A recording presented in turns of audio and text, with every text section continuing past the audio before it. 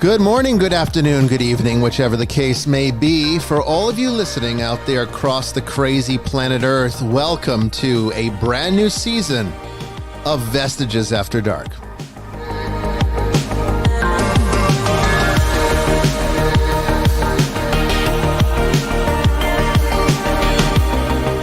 And I am your host, Bishop Bryan Willett, coming to you live from the foothills of the Appalachian Mountains on this January 25th, 2022.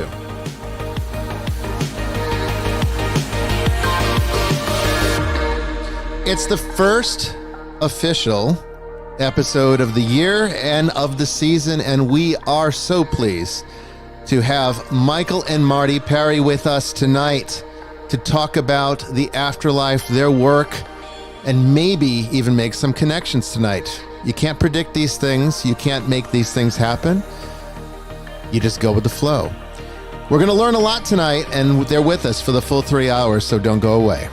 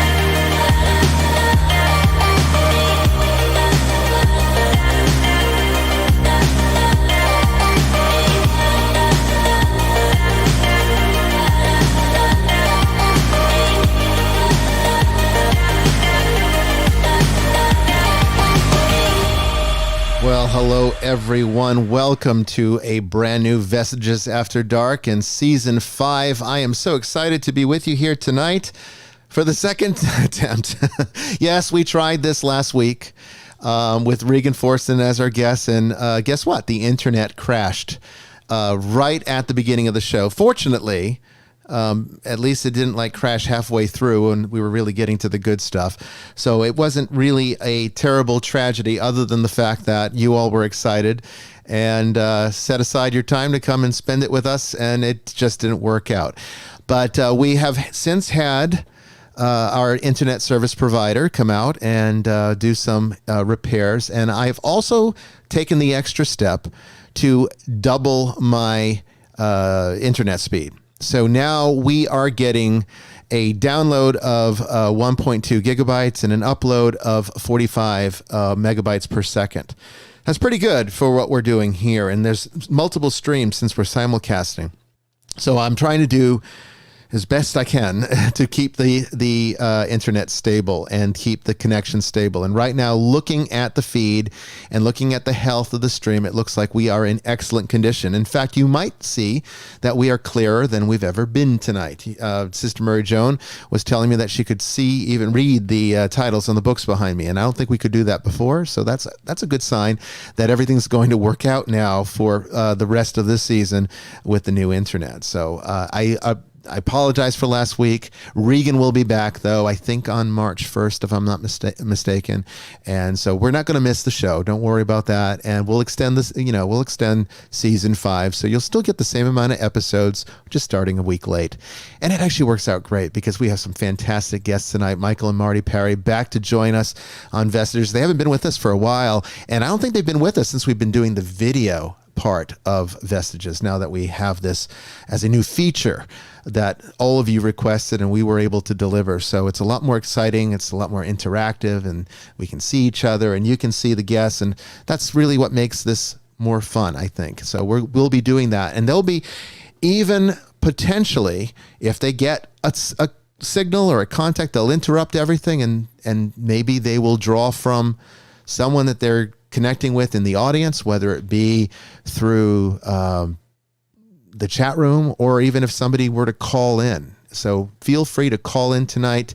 The queue is open, but we'll be taking calls and taking questions from the chat room on the second and third part of the show. And that's when Father Chris Yates will also be joining us. So be sure that, you stick around for that. Stick around for the full 3 hours. It's going to be a great night. Before we get started, though, I want to quickly do what we were not able to do last week and do our questions from the ether with the help of Joy Keeling. She'll be with us here in a moment, but before we get started on that, Sister Mary Joan is with us. How are you doing tonight, Sister? I'm doing good. Got a dram and found out from you earlier my internet is absolutely horrible, so I apologize for the fuzzy picture.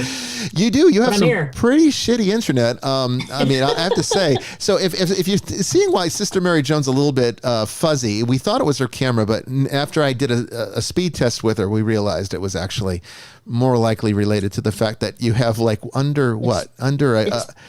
beyond horrible. It's beyond horrible. Like you were, I don't even know how she's here. She's here by the grace of God. If you don't believe in miracles, here's one right now. in more ways than one. Yeah, exactly. But our questions from the ether last week that we never had a chance to finish because the show cut out due to the internet dropping in the area on Joy Keeling, who was with us to talk about and help me to answer the question. The question that comes up, of course, is how do I protect myself? I go on investigations. I do paranormal stuff. I do ghost hunts. I'm into all that stuff. How do I protect myself? And you know me, I'm a libertarian. So I don't give a damn what you do. I don't try to control your life as long as you don't try to control mine. We can agree to, respect each other's rights. So if you want to go ghost hunting, I might advise against it as a professional in this field, because I find that a lot of people get themselves into trouble dabbling in things like this. But if you're going to do it, go do it, but do it safely. And we have some means of being able to do that. And Joy is here with us to very briefly tell us a little bit about the work that she did for the ministry that will hopefully benefit all of you if you are looking for ways to protect yourself when you go out and dabble with these paranormal things. So Joy, go take the floor. Yeah. Hi, everybody. Let's try this again. Maybe it was Mercury in retrograde. Maybe the demons just didn't want us talking about protecting ourselves. But yeah, when I first got this idea to make the audio rosary for one, and also I had this idea of handing out rosaries. I wanted to go to like paranormal conventions and talk, just not as a guest, but just as somebody attending them, going, you can really protect yourself a lot if you use this rosary. And just going around handing out rosaries, that was what I wanted my thing to be. But I'm not really that good at talking to people. And I thought, maybe I should, go through the church, because the church has people who want to donate. The church has people who will want rosaries. And I have a whole bunch of them. I painted a bunch of black bags, and I put on it, "Be the light in the dark." And I thought that would be a nice, cute little message. And each one has a little glow-in-the-dark rosary. And I had this idea of people gathering together before an investigation, getting their little glow-in-the-dark rosaries and praying together before they investigate to, kind of protect themselves from whatever spirits might be there. And of course, if you take a look at, what's been going on in the world, people are going to be heading out in droves to either just thrill seek to feel alive again, or maybe trying to talk to a relative that's gone, and they're going to need all the protection they can get. And this is, stuff that's going to help them. It's not some kind of talisman. You don't hold on to it. You have to pray it.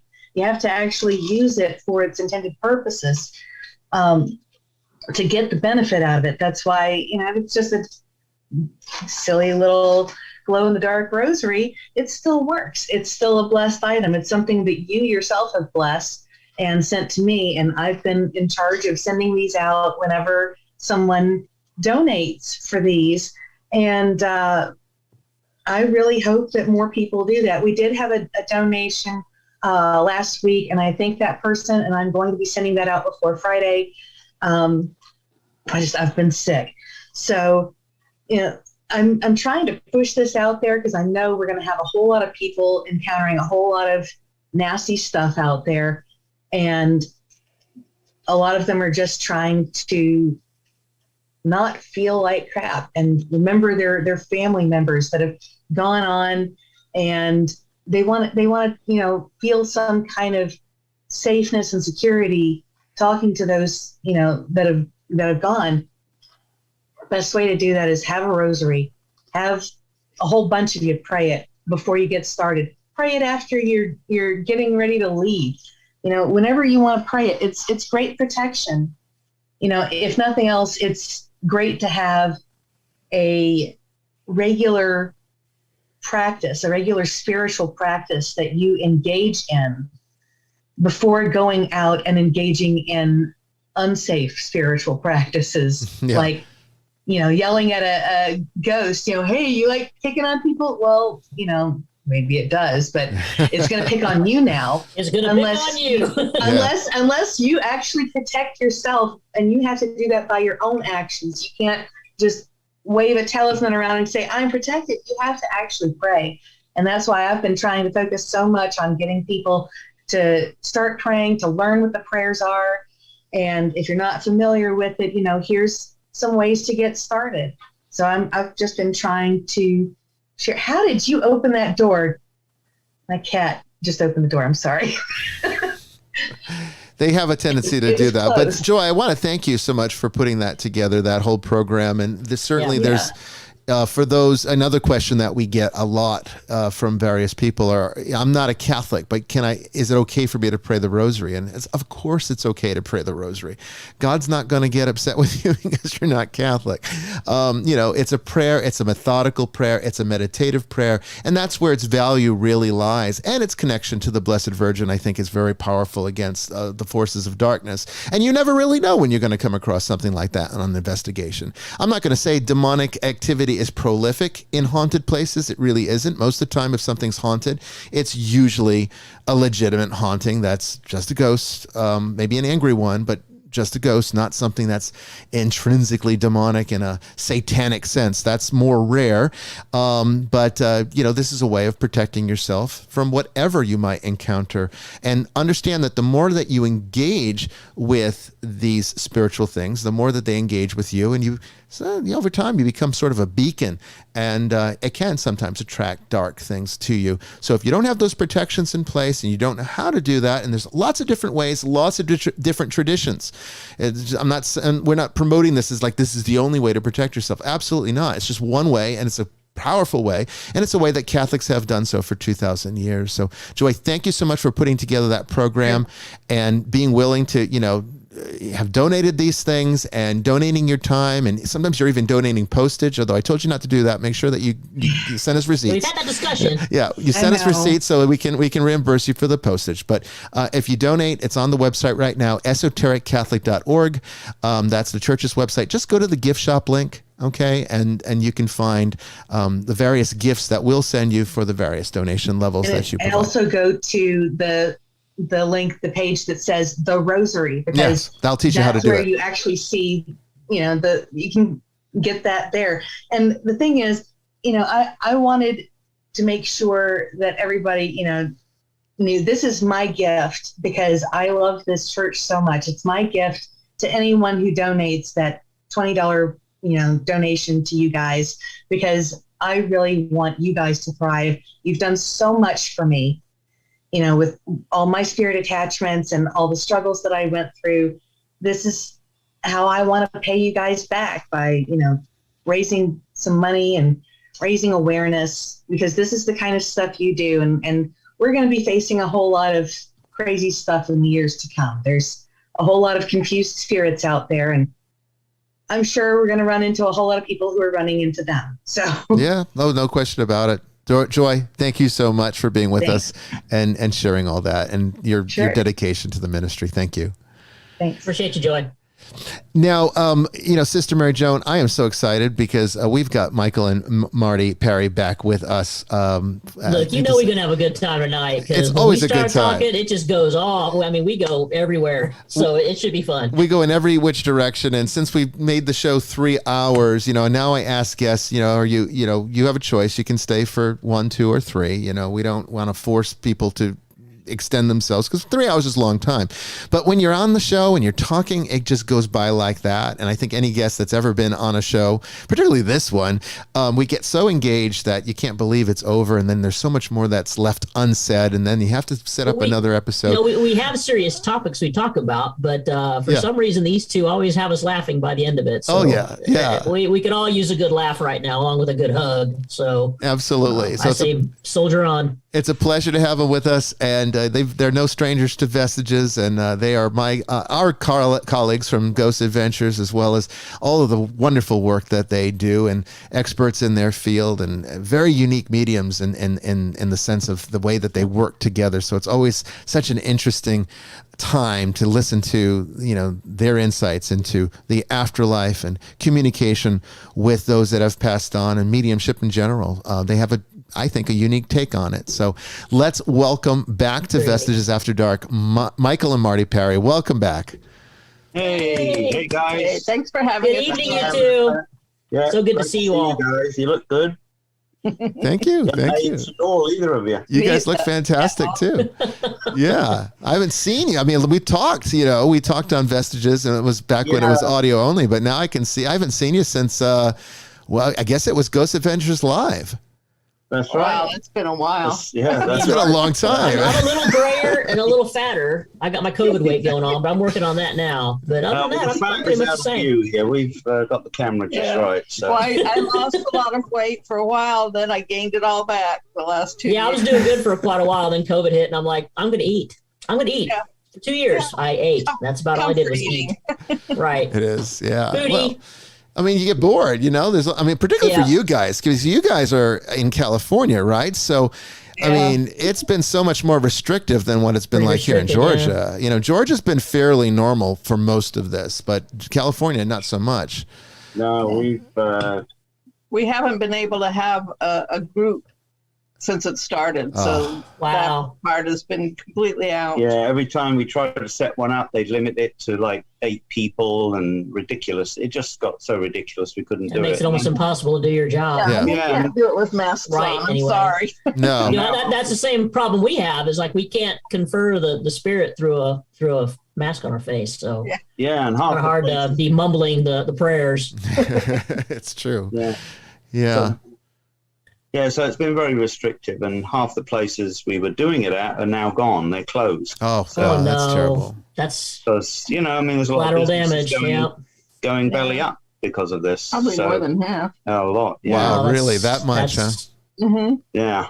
So what are these, like New Age stores, or are they just like seminar centers? We could, restaurants. One restaurant. We were two doing restaurants. 2 restaurants. They're both closed. They're gone. Wow. They're hard to find, places where people are willing to do this, where it's the right setup. And enough room, because a lot of places have just little teeny places. Yeah, that's right. And then there was a yoga place around the corner literally quarter of a mile from us, gone. Another place in San Diego, gone. It's like, so all our venues, so we're trying to find other venues now. We did one at the Comedy Club, which was great. But then they brought the restrictions in, and everybody had to have a vaccine card to get in. My goodness. Oh my God! So let's not get started on that. We don't need to get started on that, would you? I think the bishop and I both agree on how we feel about that. I think we're all in agreement here. Being a student of history. Yeah. Well, I mean, well, that's unfortunate, but. I'm glad that, you guys are still plugging away the best that you can with the restrictions that you have to live with, hopefully that they will be over soon. We're fine at doing it on Skype or on phone. So we all, every other day we're doing. Do you find that works just as smoothly over the internet, or do you find that better in some ways? In some ways. It's actually better because a lot of times when we're with people, maybe their energy interferes, or maybe they're very nervous, and that makes Michael a little bit nervous, or it's just I don't have to look at them. I don't have to look at them if they're kind of acting weird. Right, so no distraction. Yeah. I'm not distracted by them. It just depends how deep in the trance I get. If I'm real deep, I don't really pay much attention to them. But so we've decided, even after the restrictions are all gone, we'll probably just limit private sessions to phone or Skype. I mean, we still do in-home groups. We'll do a little group at people's homes. We just did 4 of them up in Seattle. That was good. They flew us up there, and we did the groups, and so that was good. So we're chugging along. We'll find some ways to reach out to people. The groups I like doing the groups the big public groups, because people that don't have much can come to one. It doesn't cost very much. And if they're skeptical, or, they're broke, they just have a small amount of money, then they can attend, and they have a good chance of getting a connection with someone. And then they can also bring their skeptic friend or whatever, and I can blow their mind. There's nothing more satisfying than having a skeptic have the veil lifted up over. So it's kind of an inside giggle that goes on when you can turn a skeptic. There's just something about it. Just love watching their faces or their body language. It's like sitting there, and then they're going, "Ain't nothing happening here." Yeah. Then all of a sudden they're crying their eyes out. Yeah. Right. A little satisfaction. Well, I mean, I think we see that in our work too. When we definitely occasionally, we'll come across families where they're kind of split. Like they're basically pacifying the family member that wants us to come, while the rest are very skeptical or don't want us there, but they're just doing it for the sake of the family member that does. But by the end of the evening, after an investigation, or they've seen some things, it definitely gets those wheels turning, and they're starting to question their worldview after that. So, look, I remember specifically one we did down here in Georgia, where the sister of the client was kind of sitting on the stairs away from everybody, because I kind of huffing and puffing about what we were doing, and then she hears her dead brother's voice say her childhood nickname over the spirit box, and she shot up off those stairs. And she had us all crying before it was over with. Yeah, she shot off those stairs. It was crazy. Yeah, we did a group at a house years ago, a Hispanic family, and there were 3 grandsons sitting on the sofa, and I just knew they didn't want to be there. They were there because the family wanted them there, And the grandma comes in and she says, "See that one there? Tell him that the dog met me when I crossed over." So I said, your grandma says this, and that was it. He was bawling his freaking eyes out. He'd been praying that the family dog would take grandma over to the other side. And nobody knew. He hadn't told anybody. He hadn't said a word to anybody. But he was sitting there like that, giving me the this. The old eye roll. Yeah. So do you? I mean, we were talking about COVID earlier, and I certainly don't want to, spend all evening talking about COVID, but no, that's dumb. Do you find, though, that the spiritual climate has changed in your connections since this whole thing has been going on for the last two years? What I do find is on a psychic level, there's a kind of a fog of, like it's almost a craziness in the air. You know what I mean? Yeah. And I've already spoken to 5 people that have died from the injections. Yeah, not directly, not from COVID, but from the injections. I know a few. We have some in our life too that have unfortunately passed because of a reaction to them. Yeah. And so that's making it I think that's 5 that we know of. Some of them won't, Yeah, some of them don't. Yeah. the family won't admit that they. But there's a certain level of betrayal that you feel if a loved one does have a negative reaction to this because of all the suppression. Again, I'm not trying to bring all this crap up, but you know, we all know somebody who it didn't work out so well for them. That's People who right. are healthy otherwise. So I can imagine there's probably on a spiritual level a lot of anxiety and feelings of betrayal from the dead. Yeah. Well, when I'm doing this with them, I always ask them, like, how did you get there? What's your name? Right. You know, I ask them I want to know some very specific things from them. Can you tell me exact age of death when you died? Can you tell me the year you died? Can you, stuff like that. So when I'm asking them, how'd you get there? That's what I usually say to them. How'd you get there? What happened? And one of the young women that was talking to me, her mother was, that's who I was doing it for. But I didn't know she had a daughter that died. I didn't know who I was going to talk to. Mm-hmm. So this young lady shows up and I said, how'd you get there? And she said, well, the meds did it to me. What was her exact words? She said, the drugs. That's it. She said, the drug killed me. The drug killed me. Damn. And that was it. And she said and her mother said she got the injections, and a week later she was dead. And she was only in her 40s. She was like 40. Yeah. And she was a medical, she was doing medical research. So she was perfectly fit and healthy. But what it's making harder for me is if there's a lot of this going on, it's going to make it really difficult in one way, because if so many people cross from this, it's going to become a bit monotonous in how they die. See what I'm getting at? Well, that's what I was kind of getting at with my question. Is I was curious if you're seeing a change in the spiritual climate as the result of the entire thing, not just the vaccines, but I mean, there's just a lot of death, period, from whether it be, dying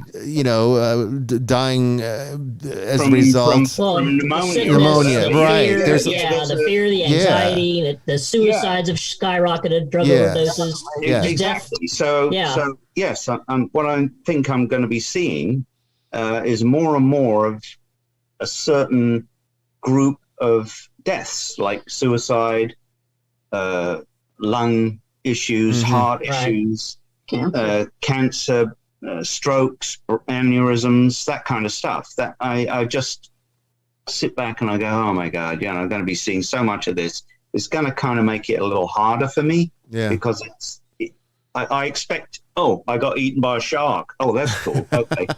Yeah, we welcome one of those at this point. That might be one of the good ones. Yeah. So, when that comes up, it's like, oh yeah, this has got it. Yeah, this is going to hit it home. But with, it just seems so generic it's going to make it a little harder, I think. I always thought cancer was a little bit generic, but there's a lot of cancer. There's a lot of different cancers, and I can usually nail it down and say it's, cancer of the liver, or cancer of the kidney cancer, or the esophagus, or, I can usually nail that down. But, I think it's going to be a bit rough. Well, then also hoping that people are honest with you, because you're seeing something and you're being told something from perhaps a loved one, and maybe the family hasn't come to terms with the way that they died. Yeah. Well, that's a great point. Yeah. That's a great point. We did one once with a Indian mother and daughter, and her son, the brother, came in and told me he'd committed suicide. Mm-hmm. And that is what happened to him, but they just weren't ready to accept it. They didn't want to accept it. They, it can be hard sometimes when people don't want to hear the truth. Yeah. Well, I mean, I think again, that's where our mutual you can only present jobs. The findings, and if they don't like it, that's where they intersect. That's where our mutual worlds intersect, because I don't think it's a whole lot different when we go into a case, or you go into a case, and we have to deal with the same kinds of problems. People not wanting to be realistic or having realistic expectations, and sometimes people not wanting to be true to themselves. And so much of this work is about being authentic, and people really do not know how to be authentic. That's a real problem. I find in the work that I do, because usually you can trace back spiritual problems to some lack of authenticity somewhere. They've created a delusion or an illusion within their lives, and they have lived that lie for so long that now they don't know how to function outside of the lie. And it can be a very simple one, too. It doesn't have to always be these grandiose lies that, kind of affect all of society. It can be sometimes just a very personal one. And it's hard to get people to see the truth sometimes. One of the things that I encounter a lot, and I'm sure you probably have something similar to this, and tell me if you do or if you don't. One of the things that I think Sister Mary Joan and I would say that we see often is that we go into a case and usually they contact us. I've got a demon. I need you to come. I need an exorcist. I've got demons.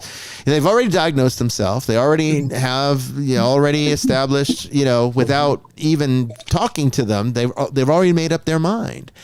It's kind of like almost like a hypochondriac that goes to the doctor. Says, I got cancer, put me on chemotherapy right now. No tests, no evaluation. Just put me on chemotherapy. I've got cancer.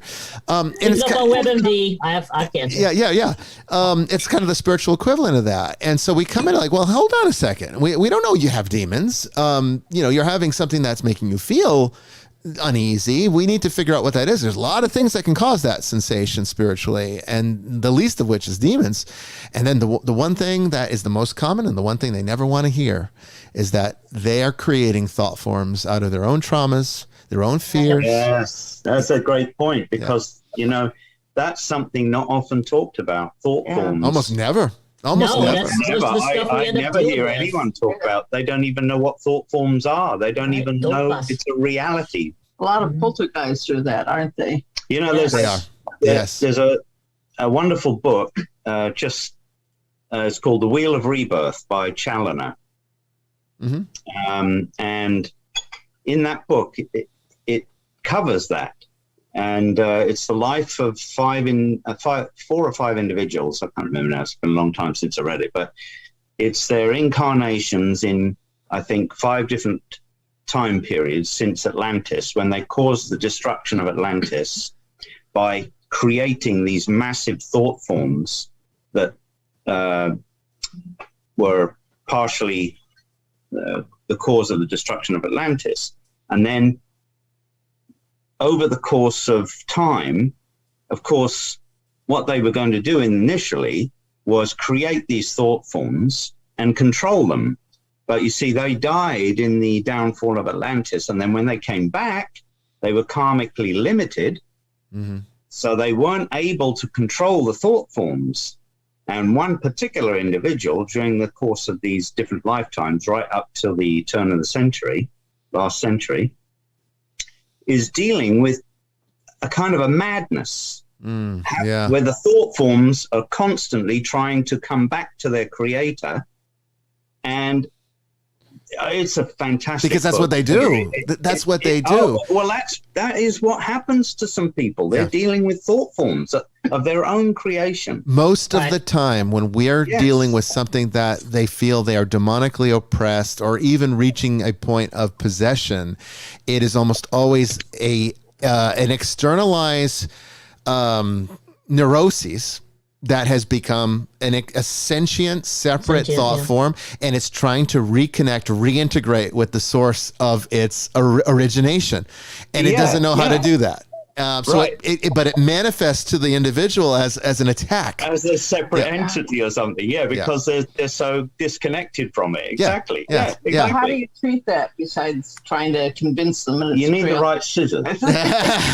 Kind of. That's not sever the thread. That's not exactly. I would slap it a few times myself. Cut the cord. There we go. Yeah, there you go. I mean, it's actually not entirely wrong. It How is do you about keep yourself from kicking your own ass? There are a line of holy scissors. That's what we want. The way that I handle it as an exorcist is this is where my psychology background really comes in, because at that point it becomes almost a type of psychotherapy. So what I have found is that if you start healing the source of the trauma, then eventually the thought form just naturally integrates gently back into the psyche and it no longer projects outward. See, there's two ways, and this is psychology only recognizes one. There's two ways in which trauma is dealt with when it's not being integrated. So most people do not have the health of mind to integrate their trauma as well. So one of two things happens. It's either repression internally, or expression externally. So most people will repress it and it becomes a type of, again, a neuroses that sort of comes back in the form of anxiety or depression or some other type of, traditional mental health disorder that they have to eventually live with for the rest of their lives. You see this with victims of sex abuse and things of that nature. It's a very common thing. But every now and then, a small percentage of highly talented people spiritually, when they don't usually know it, are able to instead internalize it, they externalize it. So instead of making it an internal neuroses that sort of tortures them from the inside, they create a thought form that tortures them from the outside. And psychology doesn't recognize that type. They only recognize the first type. And that's where The Exorcist comes in, because the reason why a lot of people think they're under demonic attack or oppression or whatever, possession, is because they have this thought form that their trauma has produced and it's trying to integrate back. They don't know how to deal with it. They don't know how to accept that. And so it's for all intents and purposes, it's a spirit coming at them. But I'm wondering, have you ever talked to a thought form? I mean, do you ever get in your, in your work? Well, I've had a couple of, I had one very interesting experience with that, but it was so dark. I don't think I want to talk about it on here. So It was kind of very, I don't even want to project the image out of what I see. Yeah, it was so, and I'll tell you privately when we hook up what I saw. Okay.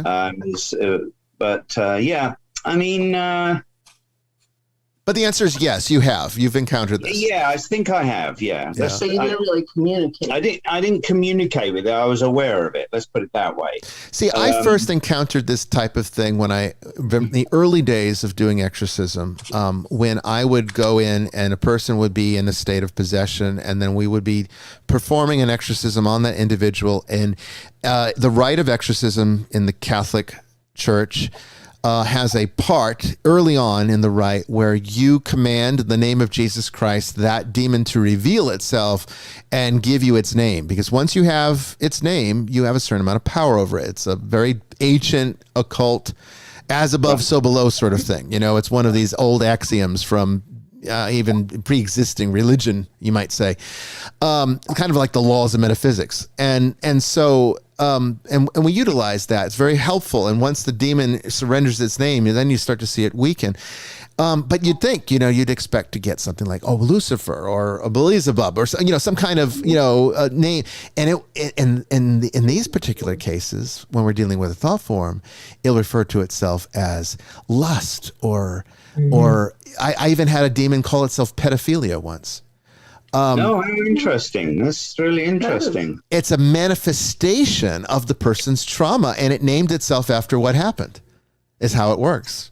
But it's not a satanic creature. No. It's, that's really interesting. Yeah. The book that I just mentioned, there is two instances in there where he recreate where he's in Egypt and he attempts to control a force there. It's very similar. Doesn't sound like a good idea. Yeah. Well, yeah, but it's a fantastic book. I mean, especially in Egypt. It's really an about ancient forces. Yeah, that's right. And we were just talking with stuff like that with Scotty Roberts last night, our friend. Because he's been to Egypt and he was telling us some very interesting experiences he had there. Oh, I can only imagine. Yeah. There are places of power where energy sort of gravitates, or I would even say in some places it spawns from some of these locations. There's, I call them like weaknesses in the veil, you might say. There's just places where they're like doorways, Yeah. or exactly. Yeah, there are places that are potent. Yes. You know.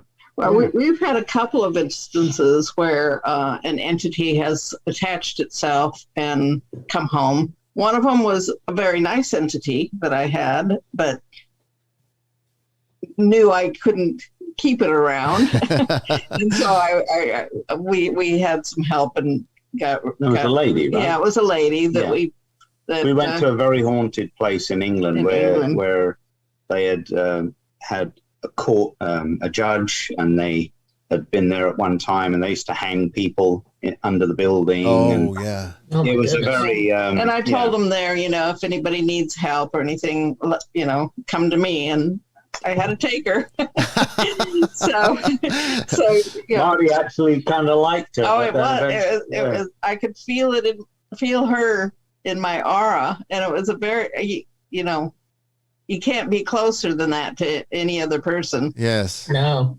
So it was, and she was not a bad person. So, but then we did bring home a dark energy once.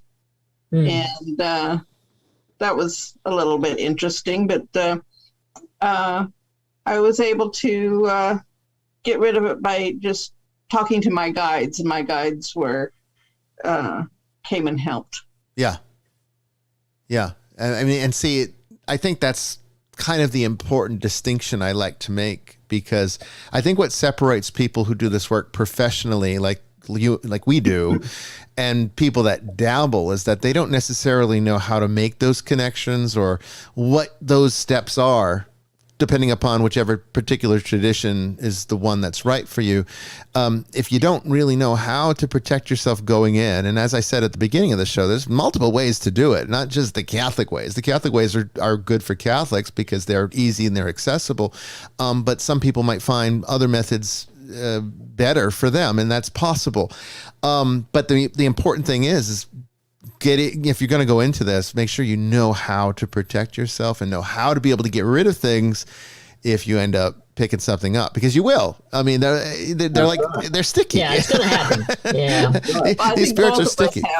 We have full trust in our guides, and and you can't be afraid at all of any of it. You can't have that around. And the biggest thing is no fear. And fear will open up the door, right? How do you define your guides? I'm curious as to what you would say they are. Are they spirits of people that lived before? Are they angelic or celestial beings, non-human spirits that are energetically very good? How would you describe them? I would say that they are sort of high-minded, spiritual people. But they have who have lived many times. So they're human spirits. They're human. They're human spirits. Yeah, they're human people who we are acquainted with. Like Van Gogh helps Marty draw sometimes. She had an artist who was a cartoonist. What was that artist that helped you? I don't remember his name, but he used to do the cartoons for the TV guide. Yeah, that's interesting. So he. Oh yeah, characters. Yeah. I haven't seen him in a long time. I know. So what happens is that sometimes they come in and out. Yes. They're attached for a while, and then maybe they're busy, so someone else will come in and assist us. It's not like you have the one person the whole time. Well, I do have one person that's been here the whole time. Oh yeah, who's he? You must be his favorite. Oh, look out! Look out! Green Monster just showed up. Michael, you might have to have some conversation with that one. No, she's got this one very wise old soul who she calls Old Man, and she's always felt him around. So they're people. And, we don't even discuss divas or the Devic Kingdom. None of these things are ever brought up with people. And I think that most of the time, if I were to talk about it with most people, they wouldn't even know what I was talking about. Yeah. So I think the spirit people, what we're doing is not directly using psychology or anything like that to help people. But I know from the work that we've done is that the things that are said to the people impact them very deeply, and it produces a healing effect on them. Yeah. And we've had so many people come back and say, "You've changed my life." So right, and that's what matters. That's what we do it for. Then I see a result. Yeah. It's transformation takes place. So, and that's what it's about. It's a good feeling when that happens. I mean, it is. It really is. When someone stops drinking, one lady, I was on the phone with her, and I told her husband was talking to her and everything. And anyway, the daughter calls up and said, "What did you say to my mother? She stopped drinking. She's skipping around the house." It's like, what? Another lady was in a group. She sat down. She was kind of sullen and almost, not very happy looking. Her son spoke to her, and hold on, Bomber Command. Oh yeah, yeah, I hear that. Jeez, that was awesome. And he told me how many times he'd been shot, and where, and all this specific stuff. And well, anyway, the woman that owned the store said she was literally skipping down the street afterwards. She was happy, and and before she came in, she was almost angry. She said when she came in, she was almost angry, and she brought another lady to see us whose whole family was murdered. Oh my gosh! Wow. Oh yeah! Oh my goodness! The whole family was murdered. Yeah, she was stabbed and left for dead. She was stabbed multiple times and left for dead. She lost half her blood. The worst thing, it turned out to be her niece that she actually raised her. She raised her and her boyfriend and the niece's boyfriend, and they both killed all her kids except for one. God. She wasn't there. She wasn't there, that's right. The one child that survived wasn't there. Her husband and all the I think there was four. I thought there was. I can't remember. It was 4 or 5 kids were stabbed to death. Her husband. 4 kids were stabbed to death. Her husband and herself multiple times and left for dead. And she was brought by this lady whose son had come through. And I have the whole thing on video. I should probably put it up. But such a strong woman. Wow, I couldn't believe how she was. She was so strong when I was talking to her husband and her son. She didn't have a choice. Yeah, she just, That would break a lot of people. Oh, most. I can't even imagine. I mean, it's the ultimate trauma, really. It's just one of so many, all happening simultaneously like that, and then the betrayal part too. It's very powerful. That was. What's the worst one you've ever dealt with? Like, is that the worst one? Yeah, as far as like not expecting to be connecting with something, but when someone comes through and tells you what happened to them, if you can share, what was the worst? Gosh, talk to Marty for a second while I think about that one. Okay. There's so many. Wow. Yeah, I'm sure. That is a hard question. Sorry about that. You mean if somebody had been murdered or anybody in a tragic way? I guess what you would find personally, the one that upset you the most. Probably this little girl that got run over. Yeah, that'd be a hard one. This one affected me so deeply. We were up in Reno, and the lady that owned the store would set up all these sessions for us, and we would just no idea. We wouldn't know who these people were. So we were tucked in the back of the corner of the store, and this young guy sits down with me, and this adorable little girl walked into view. And I have no children of my own. Year and a half? Yeah. No, she was about three, I think. She was a year and a half when it happened. Yeah. No. She was little anyway. This just gorgeous little girl with blonde hair.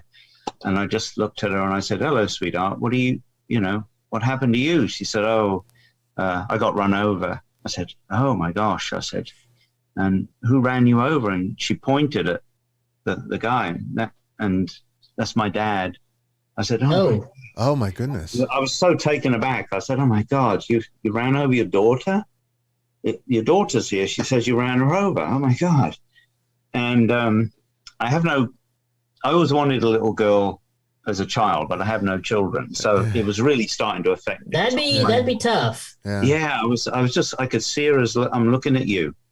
And she told me he had a Toyota truck, or a Ford truck. That's what it looked like, a small truck. And she said she was standing there with her sister, who's older. She told me how old she was and her name and everything. And she was holding a hand. And then she said another vehicle pulled up and something about bikes. And she ran out to see the vehicle and broke away from her sister. And her dad was backing up, and he backed right over her. Didn't even feel it. Oh. And then he's looking at his daughter laying there. And this is everything she showed me and everything she told me. Yeah. And she was a great communicator. Oh my God. This kid was like nothing had happened. It was like, oh my God. And then at one point, so there was like a bookcase here. See, so I'm looking at her, and she just kind of went off. And I went, oh my God. I said, she went somewhere. Just hold on a minute. I don't know where she went. And then she comes back into view, and she's got her arm around this dog, and she's pulling around the neck of the dog, and she's pulling the dog into view. And she says, "Dad, I've got the dog here." And it was the family dog. And I described the dog. And so she went off to get the dog. Yeah. Oh. Wow. And it went on like this, right? Yeah. And he just kind of sat there and didn't say much. Well, a couple of days later, because we were there all week, we were doing 6 sessions a day. Ooh. It was crazy. Yeah. That'd be grueling, I would think. My goodness. I don't know how you do that. I was so out of it. So, younger too. Oh, yeah, that helps.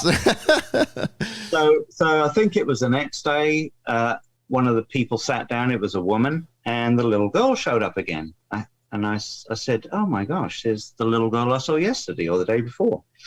And I said some stuff to her, and she was the person. She said, "I was there when it happened. I pulled up in the vehicle with quad bikes in the back, and we saw the whole thing. I was there with my husband, and we know the little girl. We know the family." Yeah. So the little girl was saying hello to her and talking about stuff with her. And then I think it was a few days later, another couple sit down with us. And there was a little girl again. And I said, "Oh, my God." I said, "This little girl's here again." And all I remember from that session was she jumped up on his lap and started playing with his diver's watch, turning the dial. And he started to tear up. And they knew the family. And he said, "That's what she do. She'd sit on my lap and mess around with my diver's watch." Oh my goodness! Yeah, how do you recover from a session like that? Oh my God! I mean, how do you come back down? I had such a headache the first time. The day that she first came through, my head was pounding. I was so emotional. Yeah. And then one of the things she said to the dad when she first came in was, she said, "Daddy, you have to stay with Mummy because you're going to have my brother." And the police tell families like that, you probably won't stay together. We've seen it so many times. I've seen that happen a few times. He told us that later, yeah. So about a year later, we went back up to the store to do some more sessions up there. And we never met the mother. So we never met her. We only met the husband. And I think we did one session, and then we had a little break, and we were having a cup of coffee, and the store was empty, basically, dead silent. And I saw the little girl again. I said, "Hey, Marty, you know that little girl that was here like a year ago? She's here." I said, "Oh, sweetheart, what are you doing here?" She said, "Oh, someone's coming to see you." I said, "Oh, who's that?" She said, "My mummy." I said, "Really?" I said, "When?" She said, "Now." And the door opened and the bell rang, and in walks this woman, pregnant.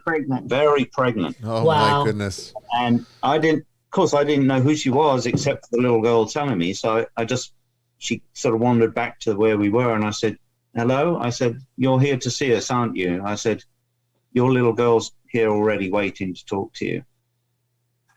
And that was it.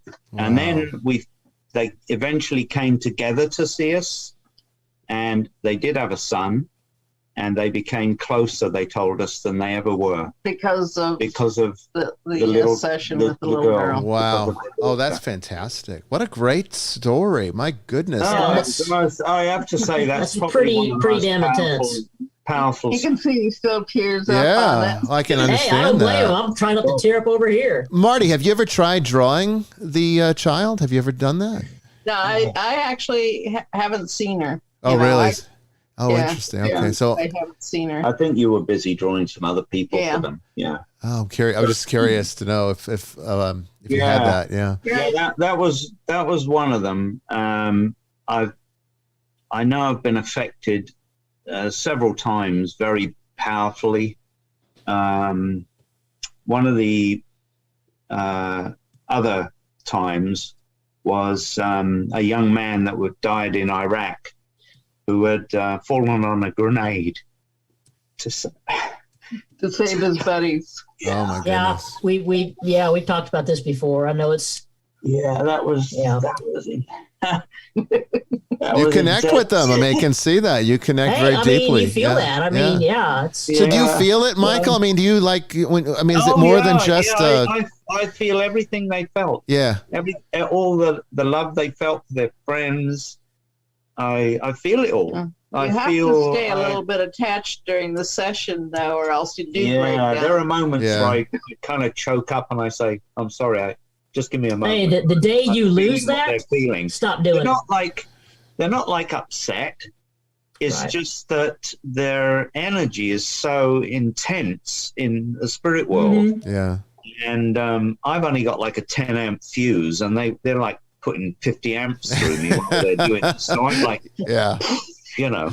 You know what fixes that, don't you? Greasy tacos at 1 a.m. That fixes everything. And scotch. Scotch doesn't hurt either. Yeah. So there are kids really. I think they affect me the most. Yeah, I'm sure. There was another little girl up in Reno again who came through for her mum and dad, and I was sitting there and I just said, look, this is how old she is. I couldn't figure out how she died. I said, look, I just feel like this. And I was like this. And I said, I feel like I'm in a safe and I can't breathe. I said, that's what I feel. Yeah. Oof. Well, he was at work and she climbed in it. She was in the office where he was at work. It was like an abandoned office. And maybe set off to one side, like in the building and she told me Dad makes cars, like special cars. I said, "Oh, you make custom hot rods?" And he said, "Yes, I do." And that's where she was. And she climbed into a filing cabinet and it rolled shut. Oh my! And they didn't find her for days. Yeah, because they were looking everywhere else except in the building. Right. And he was quite skeptical, and it seemed like no matter what I said to him, he kind of was questioning everything. So at one point, she says to me, "Daddy has a car that looks like this," and she describes the car to me and the color and everything. And she says, "There's a thing on the side of the house." I said, "Oh, like a lean-to," and she said, "Yeah, that's it. It's like a little roof." I said, "And he parks his car there." I said, "Oh, okay." And he has a friend that comes over and he has a yellow car and it looks like this. And I said, "Oh, okay." and it's got a stripe down it. And he acknowledged that he has a friend with a yellow car that frequently comes over to the house, and apparently on the way off when they left, he said to his wife, "Yeah, but it doesn't have a stripe down it." You know, he was being that picky.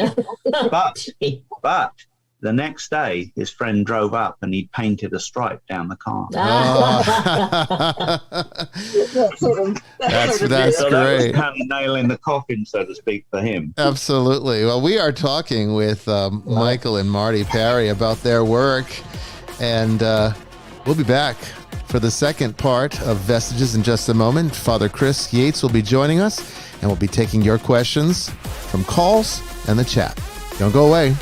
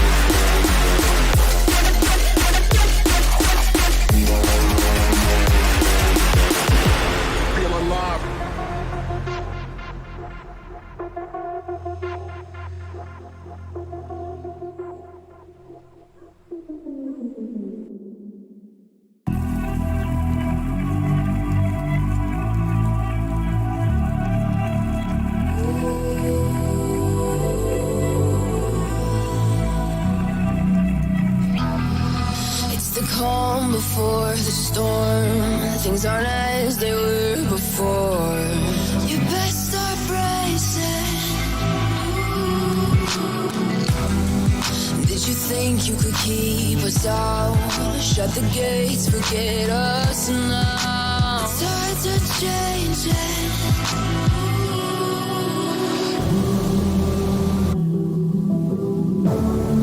Can you hear the sound?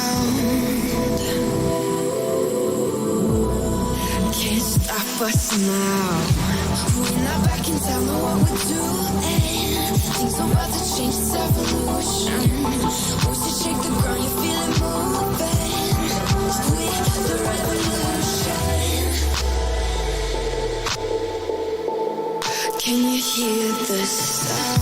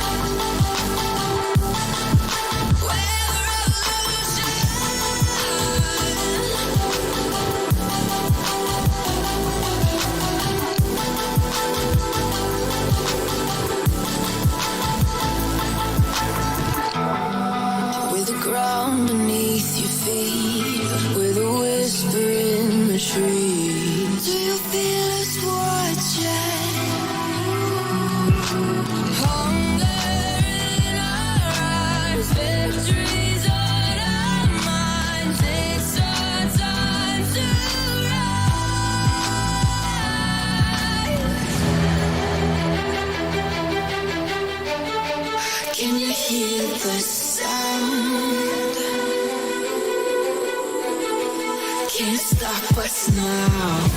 We're not backing down on what we're doing. Things are about to change, it's evolution. Voices shake the ground, you feel it moving. With the revolution. Can you hear the sound?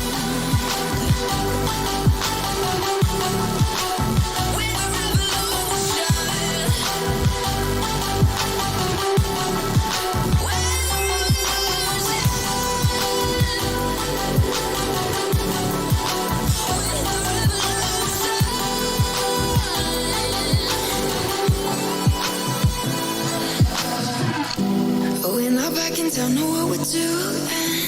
Things are about to change, it's evolution. Voices shake the ground, you feel it moving.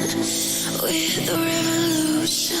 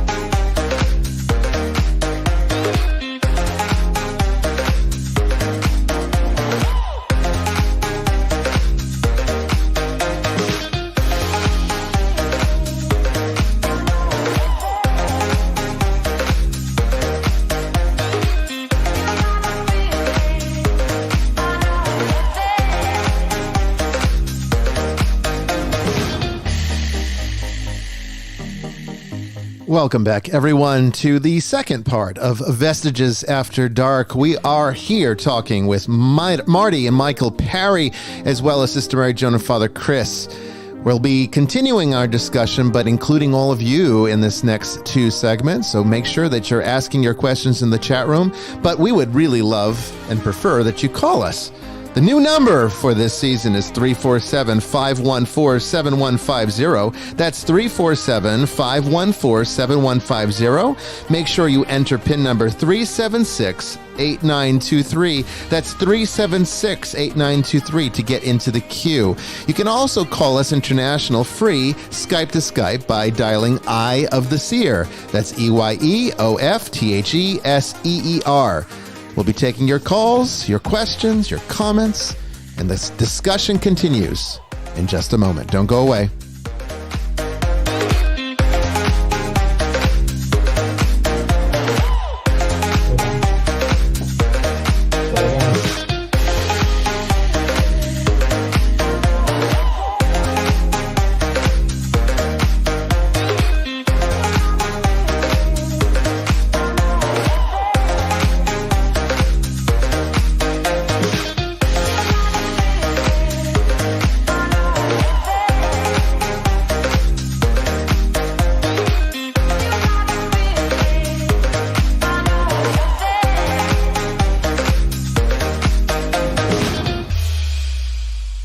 Well, again, that number to call is 347-514-7150, PIN number 376-8923, and we'll come and take you on the air, and you can talk to Michael and Marti Parry or ask any one of us a question that might be on your mind. And let me tell you a little bit about the way this is going to work here. Okay, so they're not doing readings, but if they make a connection with somebody in the audience, they will then interrupt whatever we're at, and whatever happens, whatever unfolds from there, we're just going to go with it. Okay, so that's the way these things generally work, particularly when they're doing shows like this one.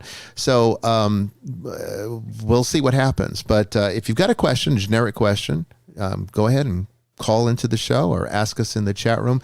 Father Chris and Sister Mary Joan will be watching for those questions and bringing them to the attention of Michael and Marti. Father Chris, welcome back welcome to season 5 of Vestiges. How are you? Thank you. Are you in the UK right now, or are you back in Australia? Look, I'm back in Australia. It's Australia Day looking all today. dapper. Oh, I can see. Okay, I see your background there. It's okay. You're back here. Yeah. Okay. So I'm in my summer attire because it's summer here, of course. Yes. Because everything's backwards here. So So no, it was kind of good to get back to Australia, but I did enjoy being in the UK and being relatively restriction free. I heard I did also manage to travel all the way around, planes, trains, and automobiles, including an unintended 41-hour stay over in Abu Dhabi, and still didn't catch COVID. So there you go. It obviously doesn't like me. Well, that's a good thing. That's a good thing that it doesn't like you. It doesn't like me either, you know. The feeling's mutual. Yeah. Yeah, I've got no love for it. That's a relationship I will not look forward to. So. That's true. That's true. Well, Father Chris, you were not part of the show when Michael and Marti were with us last time, so I'm glad that you're here with us now, and the video format makes it even easier to communicate. But, I'm sure you might have some questions for them as well, so feel free to include them. I'm fascinated, and before I do, though, I just want to know where Michael's from. Where are you from in England, Michael? Hi there. Yeah, I was born in Fulham. Oh, okay. Gosh, London. Right. Yeah. So I was a policeman in Fulham once, but there you go. That was a long time ago. Okay. Many moons ago. Many moons ago, in a different world. Believe it or not, let's hold off just a second, Father, because a call just came in from the 530 area code. Hello, you're on the air. Hi, this is Skippy. Hello. Hey, Skippy. Hello. Hi. That's our nickname for her. Hi. Excellent. Oh, okay. She has a Awesome. kangaroo picture, so I call her Skippy. Excellent. I just thought it would be important to share with everyone your story about shooting oneself in the foot that you were telling us last night. You remember? About, how with regard to karma.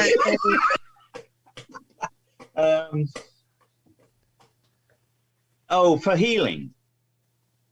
To do with healing. Yeah, well, yes. Yeah, basically we're just talking about how people, when you try to help them, sometimes on a deep level, it's as though their soul isn't ready or won't let them be healed yet because they have to go through this experience. Right.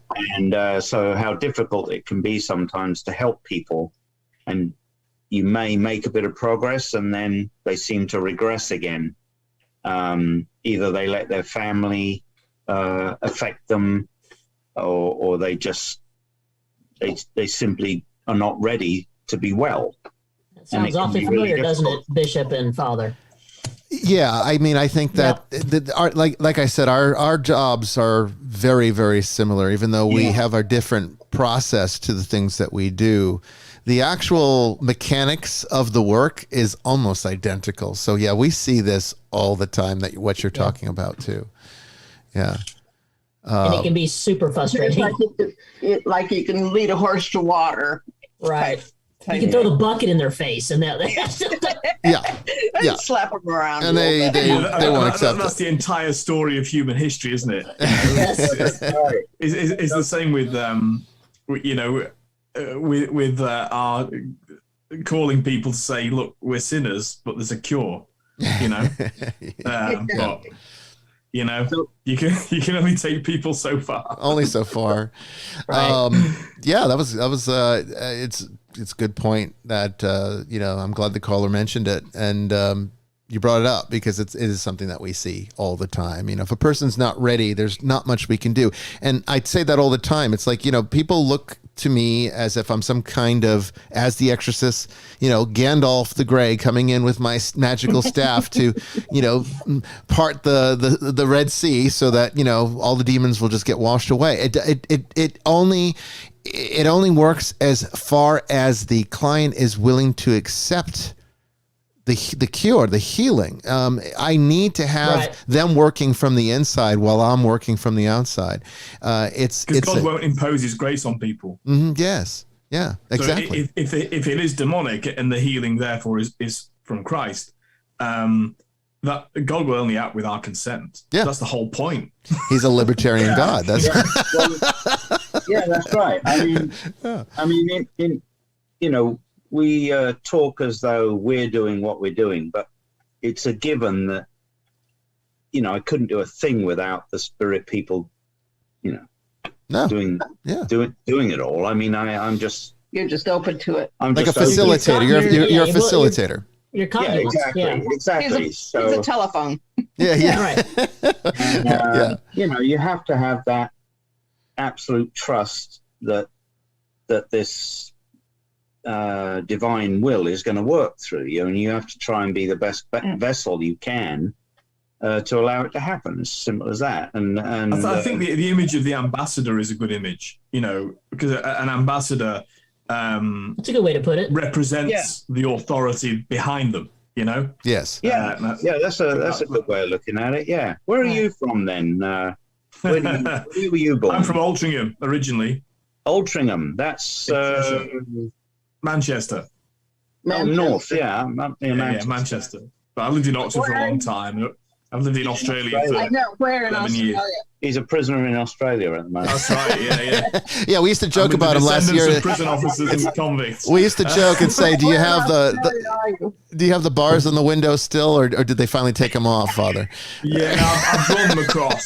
So, although it's a public holiday today, so it's felt like every other day for the last 2 years. There you go. I was going to say, so I live in Newcastle, New South Wales, so 2 hours north of Sydney.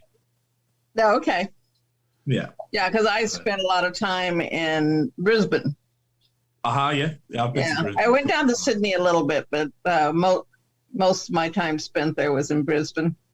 Yeah, so the climate here is more like Brisbane than Sydney. You live there permanently? Is that your home then? Yeah, I've lived here for 10, 11 years. Yeah. Oh, okay. So the restrictions are really bad there? They have been. I'm in New South Wales, which has been the least restrictive and the quickest to release them, but still ridiculous. I mean, having to wear a face nappy in a shop is crazy. Did you find that? We had to prove our vaccine status to buy a pair of socks, but anyway. Did you find it a lot freer in the UK when you were there last month? Absolutely. Yeah. Absolutely. So there was more Omicron in the UK. Obviously, there's more people, more densely populated, but everyone's over it. I mean, old and young. I'm sure. My father I think Europe's and my over children it largely, all deleted the apps. They just get on with their lives. Because that's smart. See, that's the only way it's going to end is if the people just stand up and say, you know what, we're done with this shit. Absolutely. As long as there's compliance. Yeah, I'm supposed to wear one in a shop. I've not worn one. No one's challenged me at all. Very good for you. Yeah, good. So, and I think if I get a fine, I'll put it on the wall. I'll tell my grandchildren. That intimidating, authoritative glare. You just don't know folks. There you go. Calling in from the 505 area code, I think in New Mexico. Hello, New Mexico, you're on the air. Hi, Bishop. This is Valeria. Hey, Valeria, how are you? Yeah, it's good to hear you. Hey, Valeria, how are you doing? Yes, I'm good. I'm really good. And I'm enjoying the show immensely. And Michael and Marti, I have the utmost respect for you guys. I follow you, and I listen to everything you have to say. And this COVID thing that you've done is just amazing. Standing up to a lot of sources that I don't know if I'd be brave enough to do, but I just want to ask you if you have anything to say to the audience here, because they're on pins and needles waiting for you to give them something that you maybe feel or sense. It would be very cool. You mean to do with what's going on, you mean? Just to them in general. Michael, do you have the chat from the YouTube channel up on your screen? I don't know if you can see it or not. No. I wonder if does that help you make a connection if you see the audience chatting? No. I was actually kind of, I'm able to look into the living room here a little, and Okay. I was kind of looking at someone for a few minutes. It was a gentleman, but when I'm doing what I'm doing, I kind of get into this altered state, and it's hard to it's go kind of back. Hard to come back, sure. Yeah, it would be. To chat while I'm trying to look at somebody. So I was kind of observing this person, and let Marty talk for a second, and then I'll see if I can make a connection with this who I see here. Yeah, sure. Now, this is a very rare occasion where he lets me talk, so taking full advantage of it. I sort of wanted to tell you a little experience that I had when I was in my 20s, because I actually lived with a couple of ghosts in my house. I had a mobile home, and there was one that was very friendly, and I'd never seen him. I've heard him, but I didn't see him. But then there came a darker energy that I saw. My roommate saw the friendly one, and the friendly one said to her, "I'm watching over you." She's one of the people, though, that pulls up the covers. Yeah. She told me about it. Yeah. But I knew that we needed to get rid of the dark energy there. So I just sort of instinctively told both my roommate and my son, who was fairly young then, but he understood. And I just said, anytime we're in the house, you have to be in a completely good mood, and you can't argue, you can't be mad at anybody or anything. We just have to keep the energy in the house really upbeat. And we did that. If we had to argue, we went outside. If I had to punish my son, we'd go outside. Yeah. But within a couple of weeks, we could tell that only the good one was left. Isn't that interesting? And see, that's such an important point that you make. Other people died under the trailer. Will you just do your thing and let me talk? You guys are so married. I love the hands that were in your face earlier there, Marty. That was just fantastic. Love it. So anyway, years later, I went back to the trailer court and talked to some people that lived there forever. And I told them about that. And they said, the person that lived in the trailer that was there before mine was doing some work under his trailer, and it fell on top of him and killed him. Oh my. And that was the good one. Oh, okay. He was the one that was watching over us. And I don't know how we got the bad one. I think my roommate, she's sort of weird. Well, I mean, if somebody has, a darkness around them, I find that it's, they sort of pick these things up like magnets, Oh, of course. Yeah. That's why we always tell people, to get rid of something like that, you have to keep an upbeat. You can't have fear, and you can't have any of the negative emotions around you. Right. Yeah. Well, no, because they end up taking them everywhere they go. Yes. I mean, I've had situations where people have had, things that happened in their childhood and sort of occult things in this case, and has followed them around all their life and ended up haunting, places of work that they're at, multiple houses, and you think, well, you're dragging this stuff around with you. It's got to be dealt with. Yeah. But it's so hard for people to find someone to help them. I was going to ask you. But again, if you help them and then they still keep up their negative attitudes, sure, it's just going to then you can't reoccur again. Yeah. But I was going to ask you, Michael and Marti. My grandmother died last October, 94. And kind of ready for death, so to speak. So as happy a death as you get. Mm-hmm. But I think viewers of this show will know my sister was murdered when I was 20. And you shouldn't be telling us anything. Yeah, I don't normally let anyone say anything, and then we just see what happens. Oh yeah, no, I wasn't really asking you to reach out. I was more going to say that, you know, because of that incident, my grandmother was very, you know, she would go to mediums and she wanted to find out, obviously, about my sister. And I just wondered, you know, how you sort of manage people in that sort of state. So yeah, I wasn't asking you to do a reading. Yeah. Well, if that happens, it happens. But I was more saying, you know, how do you sort of, because my grandmother would have been a very rational person, you know, and from a generation that you wouldn't expect necessarily would reach out, and nevertheless did several times in her life, including asking about me, not at my request, by the way. But I just wondered how you sort of encounter people like that, how you manage it. You mean the physical person, like your grandma, if she's alive? Yeah, absolutely. Yeah. Well, well, like we said, we don't let them tell us anything, so we wouldn't know anything. She can't, and we tell people that you can't come expecting something in particular to happen or a particular person to show up. What it means is like their attitude.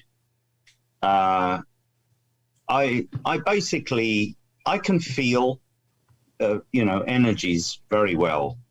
What I was going to say earlier was, I think that's one of the main qualities that, as a medium, you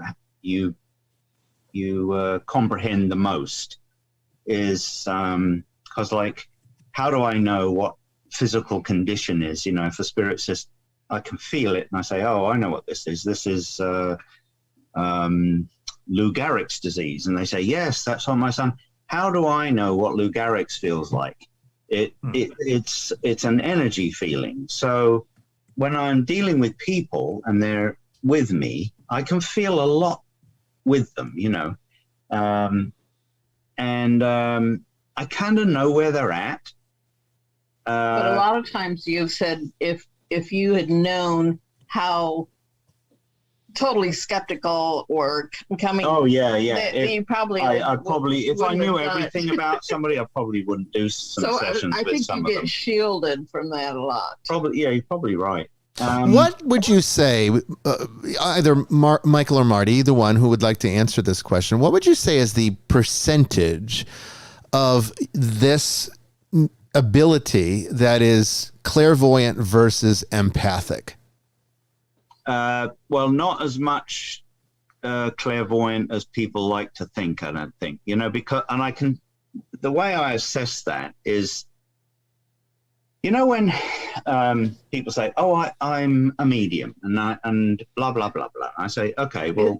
Are you saying is his ability more clairvoyant? No, I think he means generally. Well, yours, Marty, is more clairvoyant, it sounds, because you're getting the images, right? I'm pretty clairvoyant. I mean, I can see people. You see it too. Well as Marty. Oh, yeah. Yeah. So what would you, I guess each one answer it individually. So what would you say is the percentage of your ability that is clairvoyant versus, Michael, your ability versus empathic? Because I know that, I mean, I could see it in the last segment. You were really feeling through a lot of those stories you were telling us. So it's clearly empathy is this, it seems to be the stronger part of your ability versus seeing, you know, the clairvoyant aspect, where Marty is the artist and is producing the images. It seems like hers is a little bit more clairvoyant than empathic, but I'm just curious to see how would you rate them in terms of percentages? You're talking empathic to the spirits, right? Yeah. Oh, well, to what you get, the information that you get, how much of it is empathy versus. Well, Marty, okay. Marty doesn't seem to get so emotional as me, right, when she's connecting, and she will often just hand me the picture and I'll say, well, who's this? And she's like, I don't know, that's just who I saw. Okay. Which is kind of a little frustrating to me, so I have to go, I didn't see this person, who the heck are you, you know? But then there are other times that I know exactly who she's drawn. Like That must be a really freaky experience for you, Michael. I mean, no, not really. No, this was a really cool one. we were in Reno, right? And she's got a pad, and she's sitting over to, Father Yates, just so you know, this is you and your wife in 20 years. He just got married, you see. Away, right? And I've got this guy. It's adorable. I got this guy Bob trying to talk to his granddaughter. I could see him. I described him. I said, "Look, this is what he looks like. His name's Bob, and he's your grandpa." And for about 10, almost 15 minutes, she didn't understand anything I said after that. Yeah, and I've got the headphones on. She so can't hear me. She's got her head. She's listening to her music, and she's drawing away. And I was getting so frustrated. I thought, what is going on? He says, clear as day to me. Why doesn't she understand this? So I kind of looked over to Marty, and she had a pad up, and I couldn't see what she was drawing, but I knew she was drawing Bob. So I just took her pad. I said, listen, I'll give it back to you in a moment. Just let me have the pad for a second. And I just swung it round, and I pointed it at the woman without even looking at it. And I said, isn't that your grandpa? And her face, yes, she said, yeah, that's him. Wow. And I went like that, and I looked at her, I said, yeah, that's the fella. And I give it back to Marty like that, just like that. I said, yeah, that's him. I said, so what to Bob? I said, what is going on here? Why doesn't she understand you? And he said, she lost one of twins. She wants to talk to the baby that died. And he went like this, and he held the baby in front of me, and he said, it's a baby, it died, it was like a day old. He said, that's what she wants to talk. I said, oh my God. I said, look, he's holding the baby up here. It's one of twins. I said, you can't talk to the baby. It's got no life experience. I can't talk to the baby. What's it going to say to you? He's got the baby here with me. And that was it. She was bawling, and he talked about how he came by and he plays with the now slightly older, the other twin, and they do this together, and he brings the twin with him, and she understood everything then. But she was fixated, you see, on just hearing from the baby. Yeah. And she wasn't listening to me. Nothing mattered except this baby. Yeah. So that may answer your question a little bit that you brought up a minute ago as to how do I deal with people when they come with fixations and expectations or attitudes. They have an agenda. That's why they've reached out to you. I mean, not a malign agenda. No, we see the same thing. Yeah, that's right. Yeah, they kind of have their own agenda. And that's why we don't allow anybody to say anything to us, because I'm not gonna let them bring their agenda in. Right. Yeah. I can see how that would be very distracting to the process. They say, well, it's just, I know my dad's there, and I say, shut up. I don't want to hear it. If you know your dad's here, why are you coming to us? Yeah, what do you right. It's like, are you here to talk to him or not? Right, be quiet and let me just do my job. What do you think it means when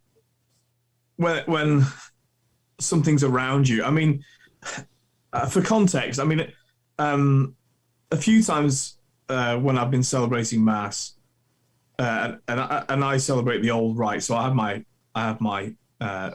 face the altar. So, in other words, I'm not looking at what's behind me, But a few times I've known there's someone there, even when I've been celebrating a private Mass on my own. Yeah, we have that happen all the time. Nothing frightening, nothing untoward, nothing unpleasant, nothing spooky, just there. And Catholic theology tells us all the angels and saints are with us every time we celebrate Mass. So I'm not asking you a theological question, but what do you think that means? Why do you think they're there? Whenever any of us are doing anything, right? Particularly when we're doing something very constructive and moving energy, whether you're a priest or a doctor, especially doctors and the surgeons particularly, and nurses, there are lots of people around assisting you. I liken us to, it's kind of an interesting thing.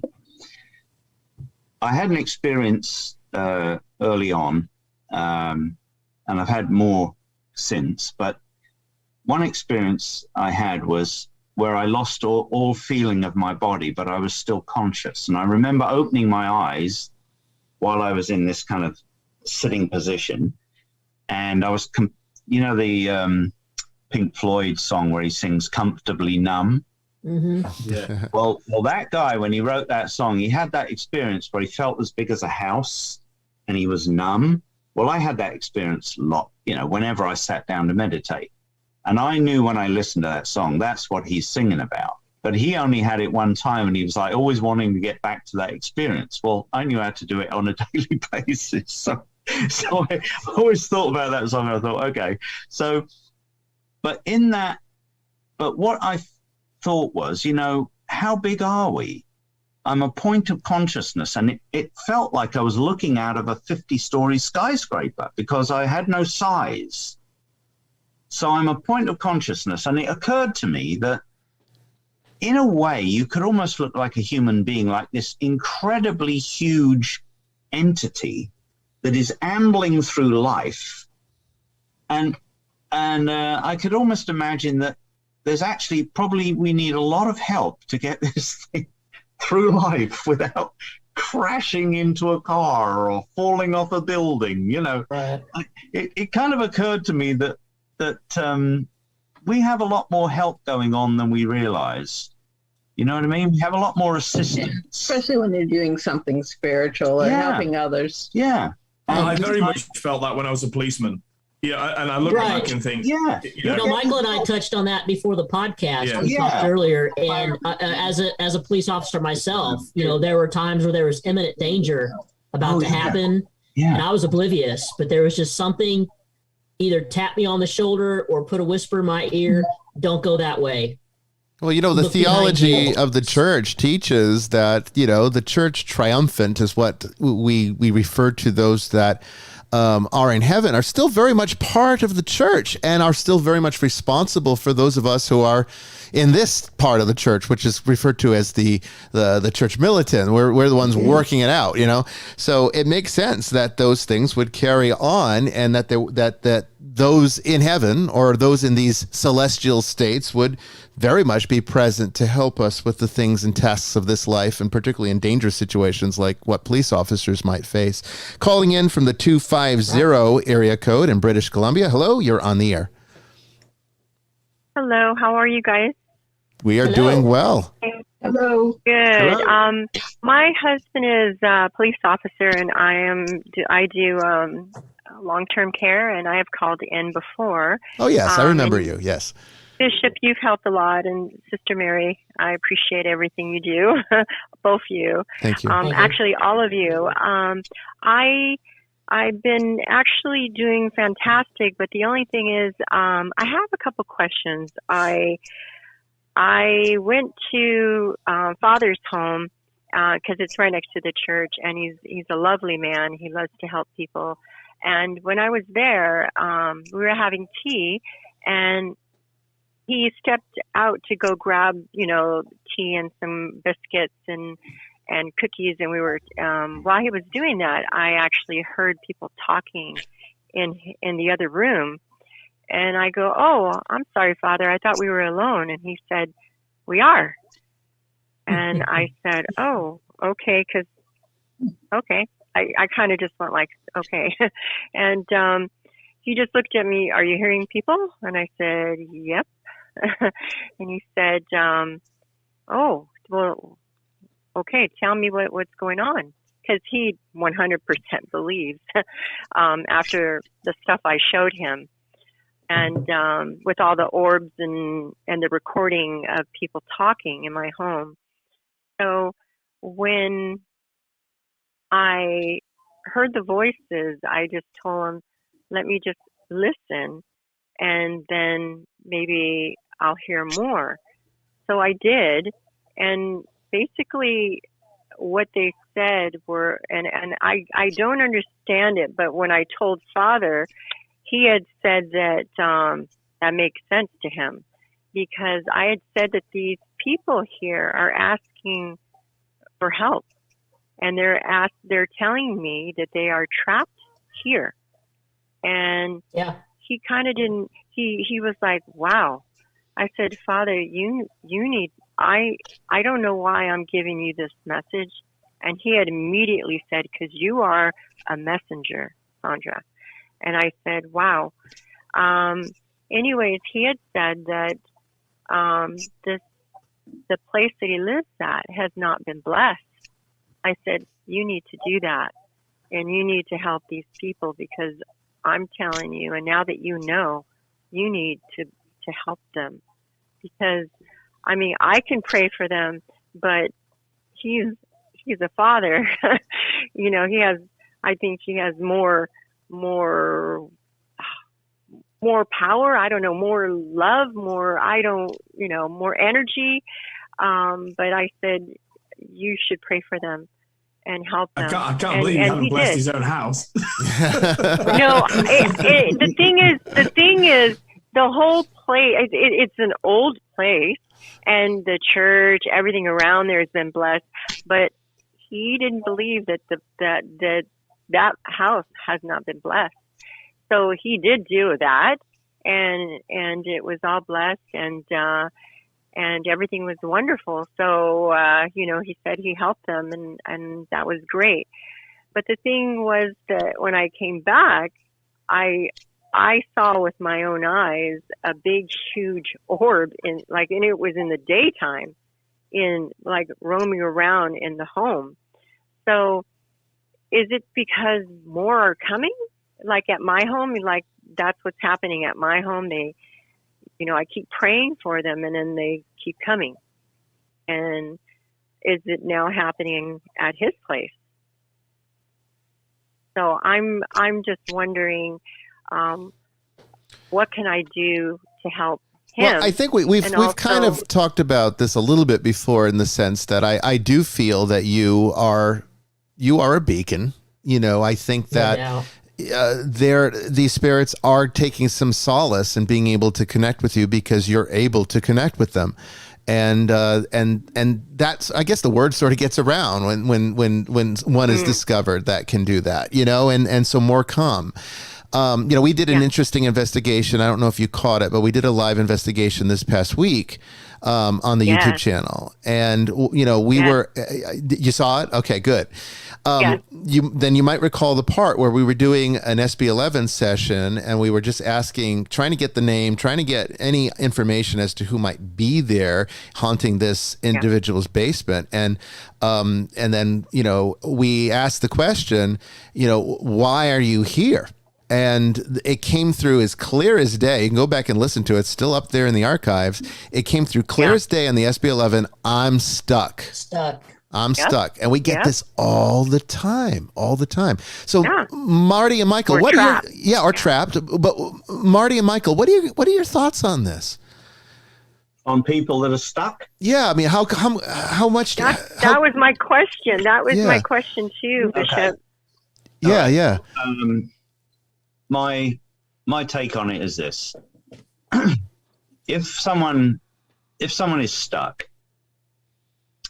they haven't moved on for whatever reason. Maybe they feel guilty, feel bad about something. Maybe they're just entrapped by their own hatred or negative energy. They're usually fearful or angry, and for whatever reason, they just do not go where they're supposed to go. Right. And there is, from my understanding of it, a kind of a quasi in-between space between the physical and the next, shall we say, realm or locale. Like a limbo almost? There is 100%. It is a kind of a limbo. That movie Ghost, did it so well. Mm-hmm. You know, when he meets the guy on the train, and the guy's really angry, and he's smashing the newspapers around. And isn't he the one with the demons carried off to hell? No. Or is that someone else? I remember that. That was the same movie, but that was the killer. Okay, the killer. Okay, it's been a long time since I've seen it. Yeah, okay, I remember that now. But I tell you something, that is very close to how it really is. When I watched that movie, I was like, oh wow, they've done a great job here. This is really good. So do you think it's inspired by somebody who might have known about this stuff? That is an inspired movie. That is really, really good. Yeah.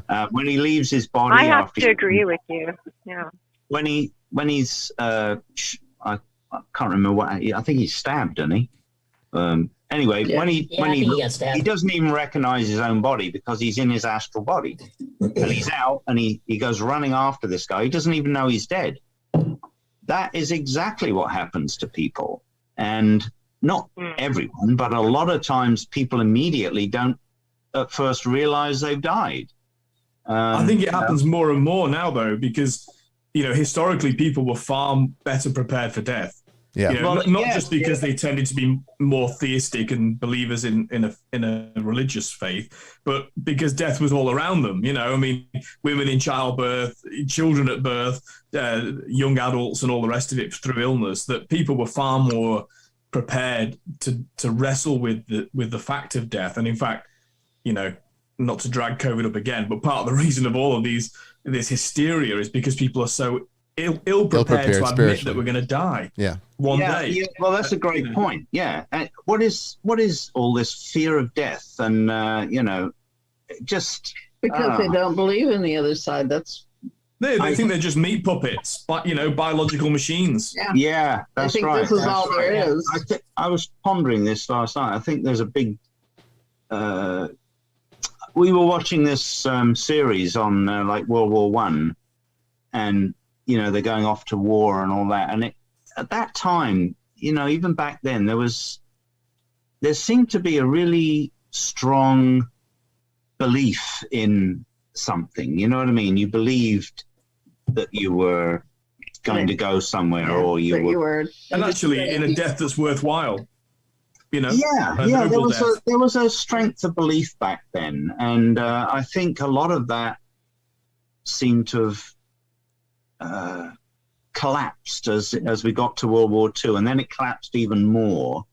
And I know that there's a lot of breaking up of archetypal, should we say, thought patterns. That there is a lot of that took place, but there's a kind of a fracturing of the psyche that's gone on, and people have I don't know. I mean, for all the things people say about Christianity, it sure held things together for everybody. You know what I mean? People stuck together, and they all believed. The part that works. The part that works did a good job at that. The part that works. Yeah, you know what I mean? That's what Nietzsche was getting at when Nietzsche described the death of God. I mean, it was, after this, the deluge. It wasn't celebratory. It was, well, if we've killed God, then heaven help us from what's going to replace God. What's going to come next? Yeah. Right. Exactly. You can't sweep it all away, and what are you going to replace it with? Exactly. It's ridiculous. Well, I saw something quite interesting. What's his name? The other Mancunian, Bryan Cox, was on. He's the astronomer, and very much was very much part of the new atheist movement. And everything's science and this, that, and the other. But I saw that even amongst him, there's been a subtle change of tone. Because when he was talking to Joe Rogan, he said, science is... He was really getting to the point of saying science is the question how, really, not why. And he even started talking about, the universe might be eternal. We might discover that one day. Yeah, and it was really getting towards deism. So he's kind of... his little brain cell kicked in there, did it? And it suddenly went, oh, wait a minute. Maybe the more science discovers, the more they realize, I can do an There's impression. something out there. Yeah. Right? Yeah. And there was another study that was recent. I can't even remember all the details of it that I read. But it was a prominent scientist, and they're finally getting to the point where they're willing to accept that the universe has far too much design in it for it to be random and accidental. Chaos. Yeah. And oh my God, I mean, that's a big step for science. When I was 18, for crying out loud, I look at these people and I think, how intelligent are you? It's taking you all this time to figure this out? Really? You must be pretty freaking dense. I know, right? Afternoons and coffee spoons, T.S. Eliot. That's to arrive at the beginning and see. Believe it or not, the sky is blue. Sister Mary Joan, I'm seeing a lot of questions in the chat. Could you pick a few out before we go to break again? Yeah. I've got one that just popped up. There's several I have to go back and look up. This is from, this is a good one for pretty much everybody. From D. Fleming. Have you had a malevolent being follow you home, and then attack a vulnerable person in your household? I had a spirit attached to me, and that night attacked 2 others in my household. I personally have not. I live by myself now, but I've had something try to attach to me and follow me home, but I nixed that in the car. So yeah, I've never. My house is very warded too, so ain't nothing getting in unless I want it to. I've had things dark and not so dark attached to me, and try to come home, but they don't last here very long. The dark ones don't anyway. What about you, Marty and Michael? Well, just that one that I was talking about before, the dark energy that. That was really the only one that you've dealt with. Yeah, yeah, That's and he hates to admit it, but he was in the shower, and I went in there and I started talking to him, and while I'm talking to him, 3 scratch marks appeared right on his chest, and that's when I knew I've got to do something to get rid of it. Yeah, because it was more or less attached to me. But it was attacking. It was attacking Michael. Yeah. Interesting. Father Chris, have you ever had anything follow you home dark that you had to deal with? And probably before I knew what I know, a lot of what I know now. And certainly before I was ordained, and I think that my instinct at that time was just to sort of pray the Ave Maria. Yeah. And, well, that's not a bad thing.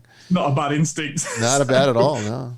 But certainly in my ministry, I described one of those occasions to you in the past, but where a dark force was trying to stop me from cleansing a place, and literally putting physical barriers in the way, things that no one else could move.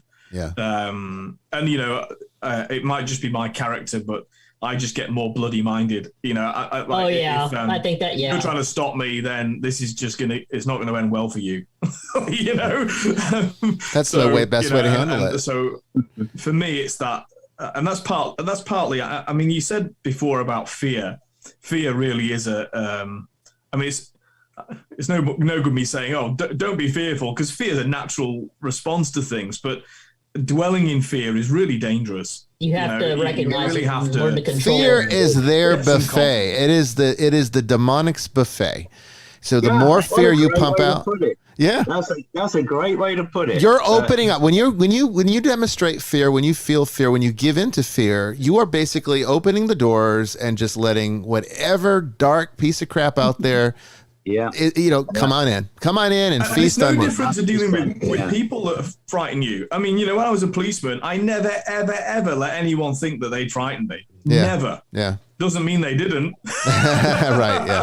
I'm at the time I was in uniform back in the day, I was, 5'2", 130, 145 pounds, and I'm dealing with people 2-3 times my size. I use my mouth to get out a lot of that stuff. And let me tell you, after it was over and they're cuffed and in the back of the car, I'm sitting there sweating bullets because I'm like, that guy would have whooped my ass. It's just the same. And it's the same in the spiritual world. You turn up and you go, listen, I'm in charge. I don't care what's happened before I got here. I'm in charge. That's right. You deal with it. And then afterwards you go, thank God for that. I'm the boss now. Yeah. And then you eat the greasy tacos, Father. Then you eat the greasy tacos. That's right. Yeah, I'm going to go with that. My instinct was chili, so there you go. Well, something spicy, it works.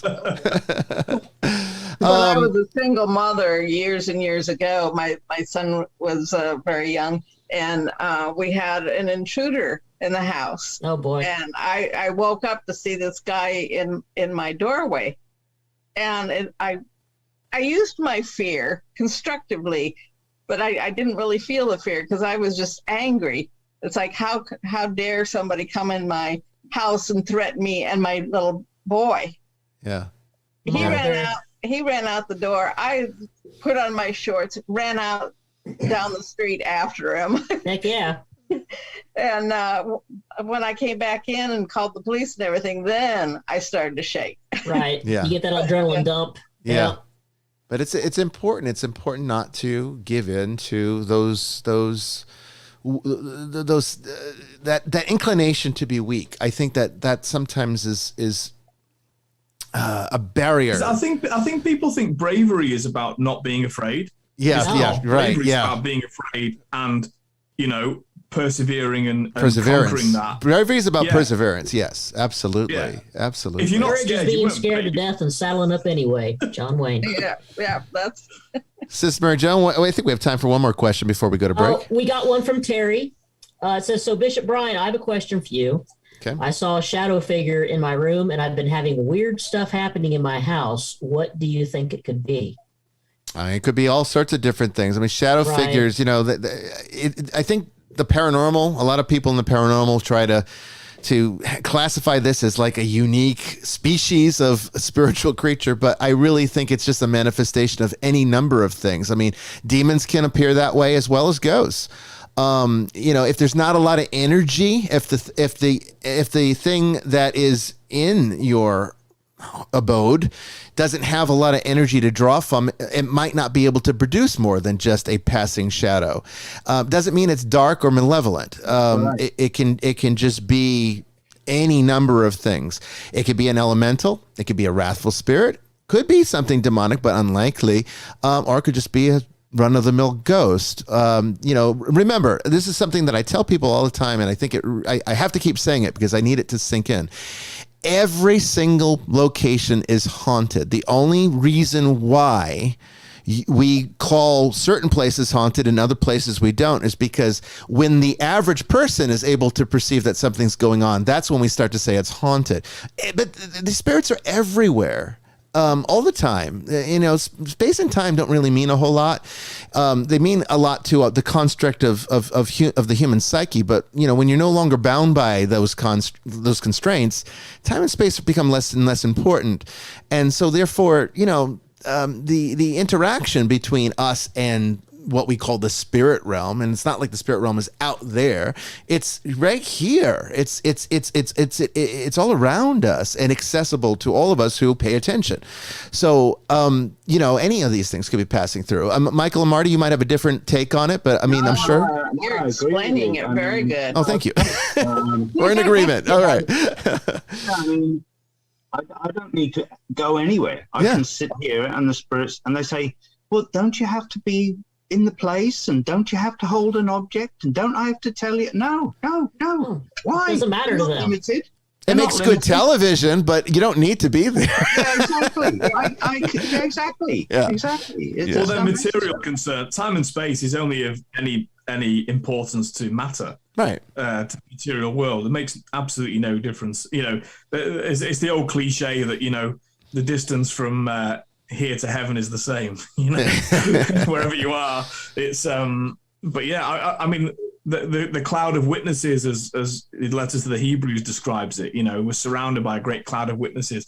It's all around us, and actually, especially for those of us who are Catholic, in the Mass we're supposed to be really hyper aware of that. Like the Mass is the place of the thinnest space between the liminal space, where it's closest, where heaven and earth is closest, we actually believe that. Well, that's what we teach. Whether people believe it or not is another question. That's really interesting, because when we, a medium, a good medium, not just us, but a good medium, what they're doing is they're making a space that's very, very potent. And, in the past, there were a lot of mediums, and they would have people sit, especially materialization mediums, and they would have people sit either side of them that they called batteries. And these people would just have a lot of energy. And then the medium and the spirit people, the spirit realm, would draw on that energy in order to manifest, a greater presence. And I always thought priests were supposed to be doing what mediums are doing. We should be being conduits, being conduits for, some higher power, some higher. That's why he's so hungry after an investigation. That's right. That's why I need greasy tacos. That's why I need. Especially prawn tacos. Yes, that sounds wonderful. We are talking with Michael and Marti Parry and Father Chris. Michael and Marti Parry. Oh yes, I'm thinking about all sorts of things right now, and you made me hungry, so that's never a good thing. But we'll be right back here in just a moment. Don't go away.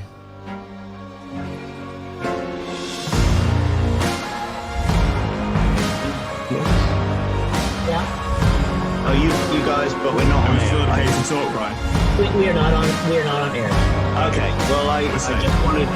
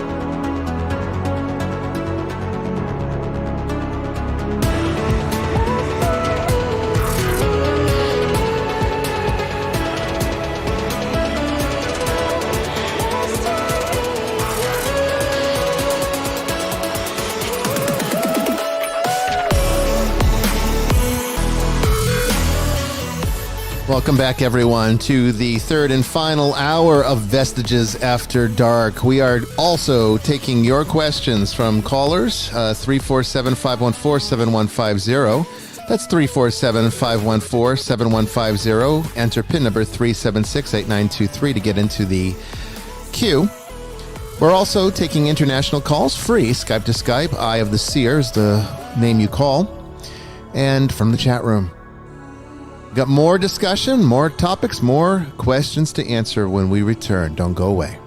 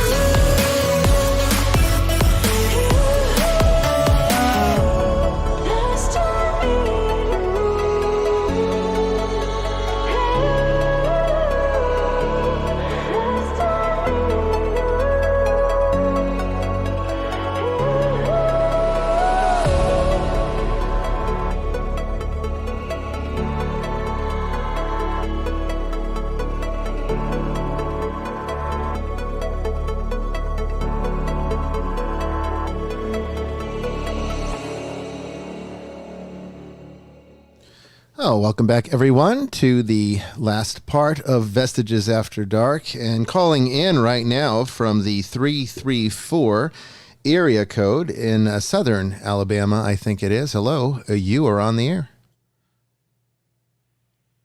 Hello, 334, you're on the air. Can you hear me? Yep, we can hear you now. It's East Central Alabama. Oh, okay. But I have a question for the Parrys. I'm a 3-time widow, and husbands 1 and 2 came to me and sort of helped to ease myself a little bit. But husband number 3, it's been 2 years, and I miss him dearly. I just want to know, is he okay? All right. Well, let's just let the guys talk, because there is a fella here. I don't know who he is yet, like to anybody. I'm not sure who he belongs to, but his name's just George. Okay, caller, stay on the line. Okay, don't hang up. We'll leave you on. Okay, and we'll continue on our little conversation. Maybe answer some more questions from the chat while Michael sees if he can make a connection. Yeah, I'll see what I can get here. Okay. Okay, sounds good. Sister, what's our next question from the chat room? Well, the next question is actually another question about a past loved one from Delia back in the 8 o'clock hour. Okay. So I'm kind of waiting to address her until Michael can get a better read on who he's making contact with, because both past persons were males. So okay. Oh, interesting. Okay. Right. As far as other questions, I don't see any new ones unless they just came in. Father Chris, have you noticed any different ones? I'm just going back again because I think we might have missed one. That is very possible. They come in fast. They come in pretty fast. Yeah. You have the eagle eyes. To the caller is that a lot of times when you're, really attached to somebody that's crossed, your emotions are too intense that they can't really communicate with you because those emotions cause the static, and that in that way they can't really. Well, they just have a hard time hearing. The person that's alive has a hard time connecting. I thought maybe he just blamed me because he died. What? Say again? I said I thought he blamed me because he died. I was his caregiver. You were his caregiver. Okay. Why would he blame you, sweetheart? No. I don't. I don't get that. That should be the opposite.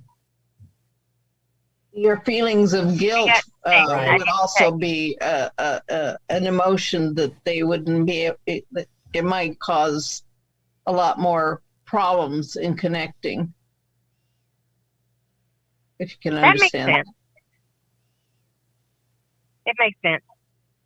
So just put love into it, and just try to feel just the love and none of the other emotions. And focus on.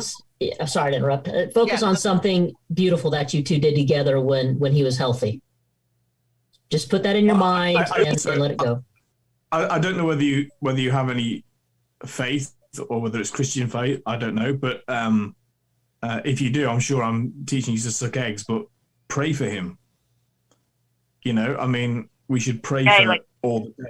Again, going back to the Mass, as that thin space, there's a point in the Eucharistic prayer where the priest prays for the dead, for the faithful departed. And, when I do that, yes, I rattle off the names of all of the people nearest and dearest to me and people who I remember in that moment. But it's written in the rubric that the priest pauses, because in fact you pray for all the faithful departed. So people who no one remembers anymore, so there's a real value in that, not just a value psychologically for you. There's an actual advantage to the holy souls. We've gotten messages from people on the other side that actually says they do thank people here. Thank you for the prayers. Thank you for, it doesn't have to be a structured prayer. It can be just thank you for sending the lovely energy and things like that. So they do feel that it is useful to them, and it's it helps them because sometimes they need help over there healing from what they experienced here.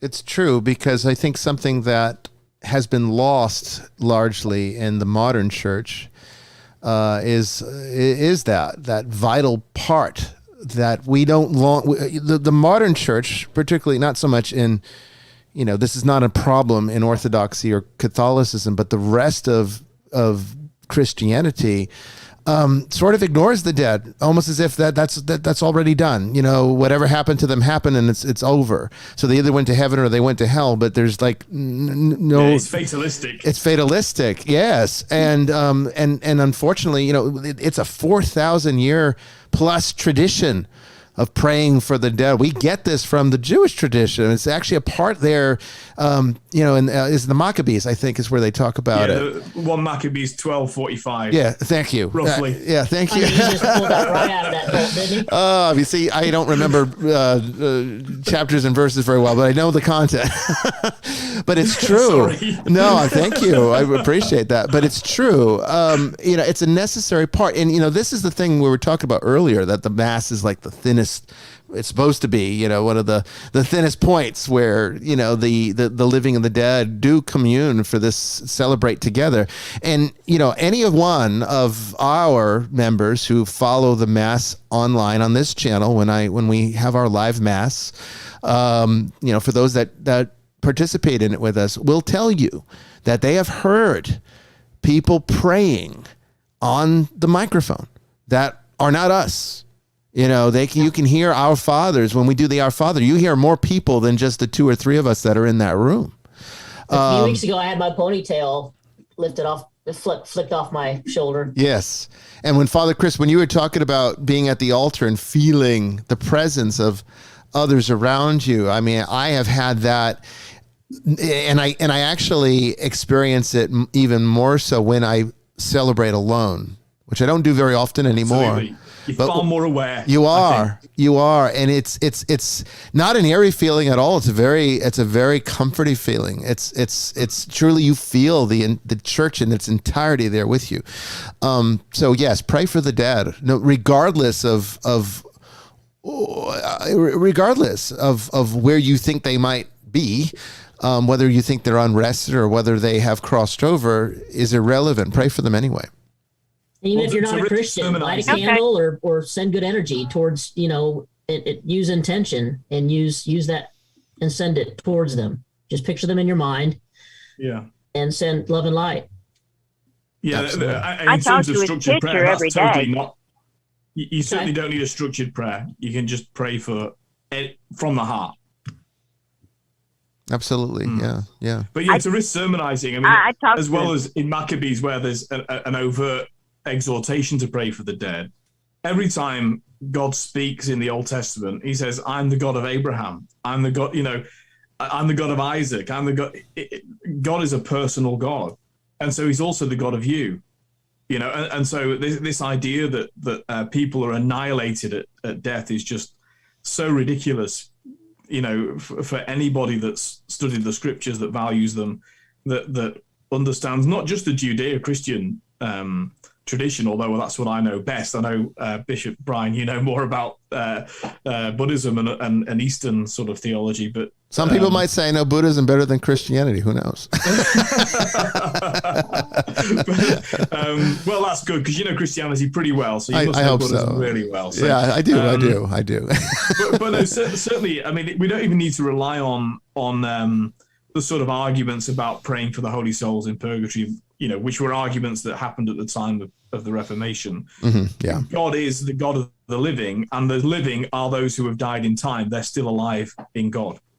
Yeah. And so we have a strong sense of all created beings, all human beings made in the image and likeness of God are alive in Him. Caller, I know that you were trying to say something. I'm sorry if you're cut off there. What were you trying to say? Caller, are you still with us? I said I talk to his pitcher daily. I'm here. Oh, okay. I talk to his pitcher daily. You talk to him daily. Okay. Well, remember this too. I have to. Yeah. If you've had connection with your other 2 husbands that passed away and you haven't with this one that passed, that doesn't mean he doesn't want to talk to you or he can't. You got to understand, once you cross over, time is irrelevant. So it may have been a couple of years for you, but to him, it was 2 days ago. And I think Marty was making a good point too. If you're feelings of guilt, those can become extreme barriers to making these kinds of connections. Yeah. You got to open yourself up to the good feelings. Yeah. Not the anxiety and the fear. It's just the first 2. They came to me in my sleep to, I guess, comfort me. Mm-hmm. And it made it easier for those 2 transitions. But this last husband, he had gotten hurt. And it's kind of odd that Marty mentioned a gentleman getting hurt under a trailer, because that's what happened to my 3rd husband. He got hurt, and I was his caregiver, and he started being sick. And so with the pandemic, I had trouble. Yeah. And I called an ambulance, and they tried to take him out. And before they took him out, he had a heart attack and died right on my bed. I know that I shouldn't tell all that stuff, but I still feel guilty that I didn't get him to the hospital sooner. There was nothing to feel guilty for, sweetheart. You did everything you could. And he knows that. Oh, I know, but you're basically having a very human reaction to it. I mean, it's understandable. Yeah, it's understandable. Especially when family gets around and goes, well, you should have done more. Anyway, that's not right. People say a lot of things when there's a death. Only other family would say something like that to you. I know. I mean, right? Isn't that the truth? Family can be the least supportive when you need them the most. But remember, the more that you want to talk to him, the more that you try to make it happen. More than likely, it's not going to happen. It's going to happen when you least expect it, and probably when you're not even thinking of it. Who knows? He may not be a good communicator too. It depends on them. They might not be able to do it that well. Oh, and he was a very good chatterbox, at least in life. Yeah, listen. You kind of said a bit too much, because there's two fellas here. One is George, absolutely, no question about it. That's his name. I've been watching him. He's standing back there and he keeps doing this to me. So it's some kind of tragic death, but I didn't know what that meant. Then there's this other fella, and I think his name's Gary. And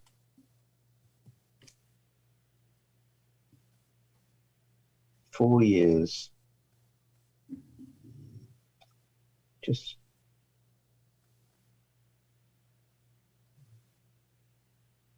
Would you know who Betty is? Who? Betty. No. Betty, right? Is that your mum?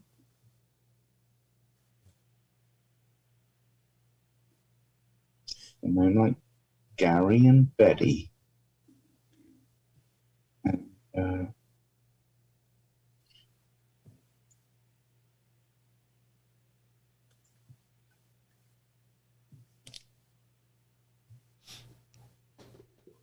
yeah, well, you guys just talk for a second. I got to figure this out. You know what's funny about the George? What?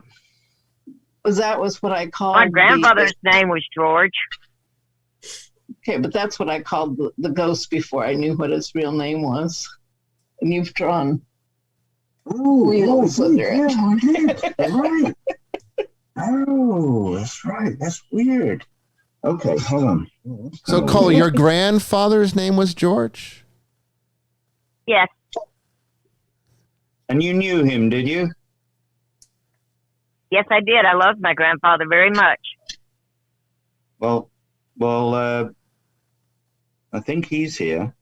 The B name, I thought it was Betty, but is it Becky? Beverly?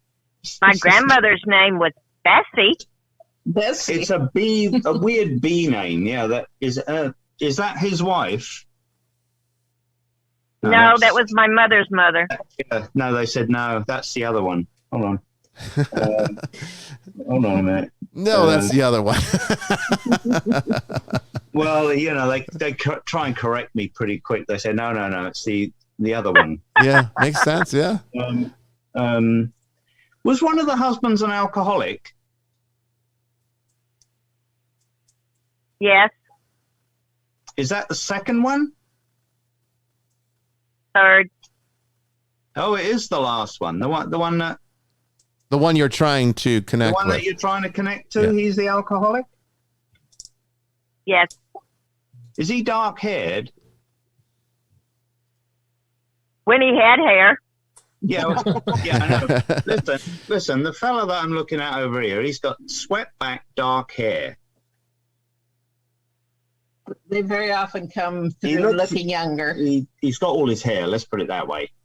Was he not happy, caller, with being bald? Would he have wanted to get his hair back if he could? No, he hated his hair because he was going bald. Oh, okay. But husband number two did have hair like that. Oh, interesting.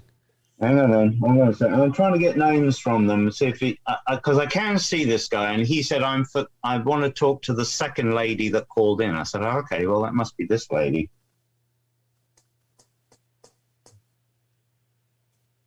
Did his mother die young? The last husband? No. She's my problem. Oh. So she's the one that's blaming you. Yeah. Would you understand Francis? Yes. That's my grandmother. I said, what's your name? The lady that you're talking about. And they said, Francis. That's Francis. Is that George's? Is that George's? Oh, okay. So, because I wanted to know her name. Yeah, okay. All right. Hold on. So, All right, you're zeroing in. The whole family's showing up. Right. They're like, hey. Sometimes it's a little bit of a group effort. You know, a lot of people show up. And, Interesting. Do you have a son, darling? Sorry? You got a son? You have a No, son? sir. I'm barren. Oh, that's weird. Why would I think she's got a son? And if I said Nick,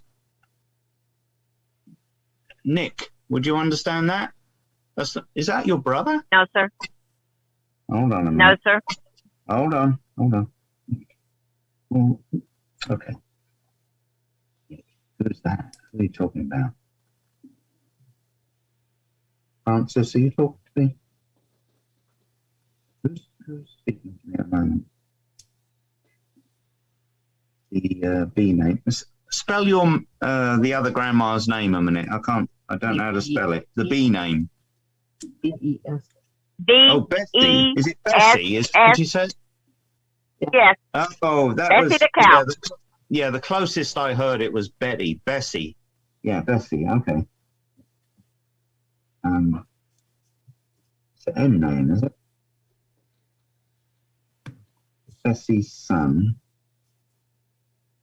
Is it Rick? Would you understand if I said Rick? Or Richard. Richard.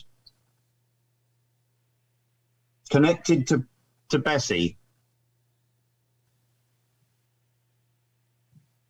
It's a possibility. I don't know that much of my family on that side. Oh, you don't know? No, right, sir. Hold on a second. Larry. That's right. Yeah. They're reminding me of a name they said a little earlier, which is Larry. No, sir. I know. Or Lawrence. Larry is Lawrence, yeah. Yeah. I'm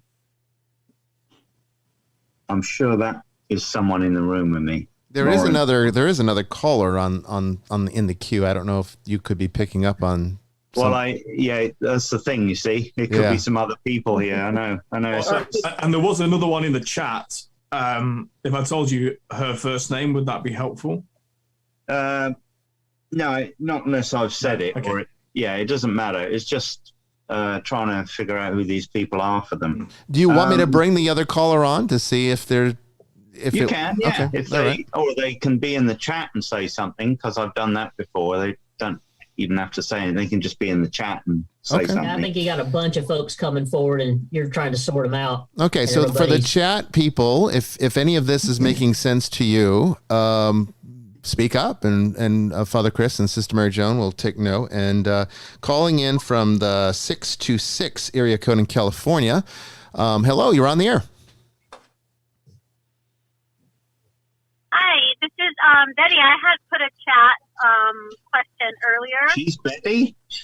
Her name is Betty. Yeah, yes, Betty. Oh.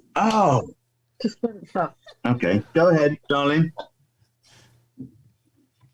Hi, no, this is Delia. Delia. Oh, Delia. Delia. Okay, Delia. I heard Betty too. Yes, I have put Delia was the other lady in our chat room that I'd mentioned that also had someone pass that was married. Yeah, and I noticed that you were coming up with a lot of G's, and my brother's name starts with a G that passed away, but it's not any of those names. Yeah, I wasn't sure about the Gary. It was some other G name, but I couldn't really get it. I'll see. Let me see. Is there sudden crossing with him? With your brother? Yes. Probably yes. Was he in an accident? No. No. No, Hold on. we just no. don't. Hold on. Yeah. Wait. Don't say it. Oh no, he said no. Okay. What happened? Did you cross yourself? Did you cross yourself over? He caused his own death? I have thought that maybe he did, but I haven't had confirmation. Does he do drugs? Not, well, just for medical reasons, not any illegal drugs.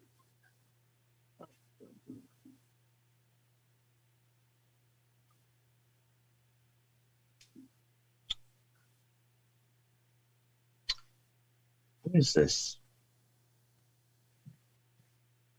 Would you understand Mike?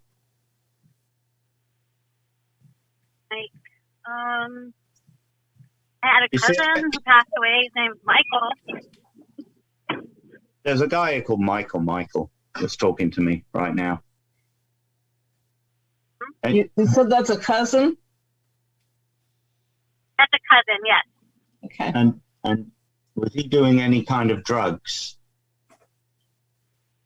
Michael, yes. Yeah. You see, I was thinking it was the other fella, but they said no. The person that did the drugs and crossed over is Mike. Yeah.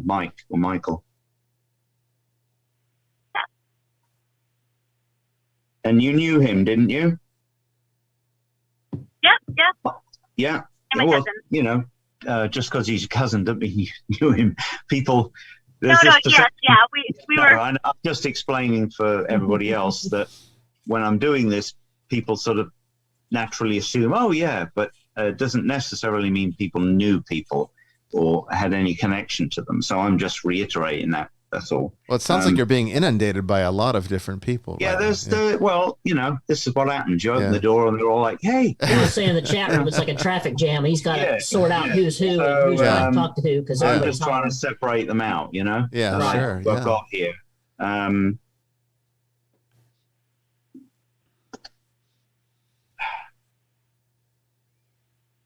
Was the other fella diabetic? Yes. Not Mike, the other one we were just talking about. Yeah, there was. Yes, my brother was. Yes. Your brother. Yeah, your brother. That's it. I'm feeling him right now, and I said, "Well, what happened to you then?" I feel sick, and he said, "Well, I was diabetic," and he just didn't take care of himself. You see, because he was kind of owning his own problem, if I could put it that way.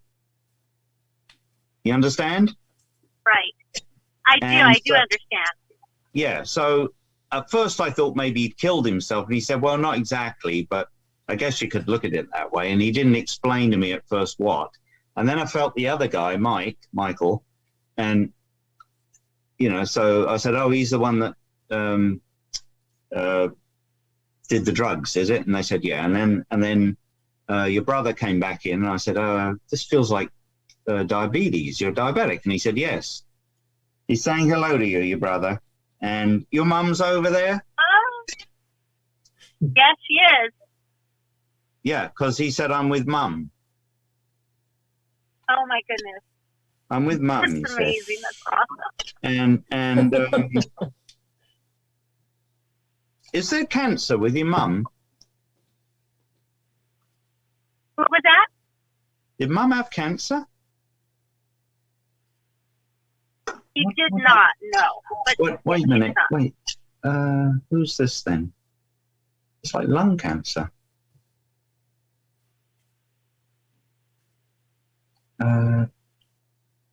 What happened to her mum? Did your mum have a heart attack? She had, well, yeah, she had heart issues, yes. She had heart problems, didn't she? listen. He did, yes. I said to him, well, if she didn't die of cancer, that's somebody else then? And he said, yeah, that's another person with me who I believe died of some form of lung cancer. And I said, well, what'd the mother die of then? What happened to her? And he said, oh, her heart. It was her heart. And I said, oh, okay. That's right. He's fine, your brother. He's with your mum. Oh my God, this is so great to hear. I've just been so worried about him. Yeah, no, you don't need to worry. He's with mum, he said. He's with mum. Oh, that's awesome. Thank you. And your dad's there as well? No, he's not. He's still here with me. He's still here, is he? What is he, 90? Yeah. Is he right around 90? No. Huh? No, Hello? he's younger than that. Hello? Can you hear me? He's younger? Well, is he in his late 80s? Late 70s. Who the heck are you talking about him? Is he going to live that long or what? 90. Who's 90?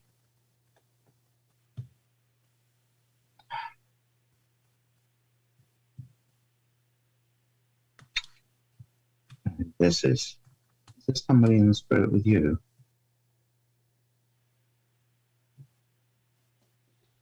Hold on. There's one of these people was exactly 90 years old when they died. There's somebody with Michael and it's with Michael, is it? Okay. They're exactly 90 years old. Maybe this is the person that died of lung cancer.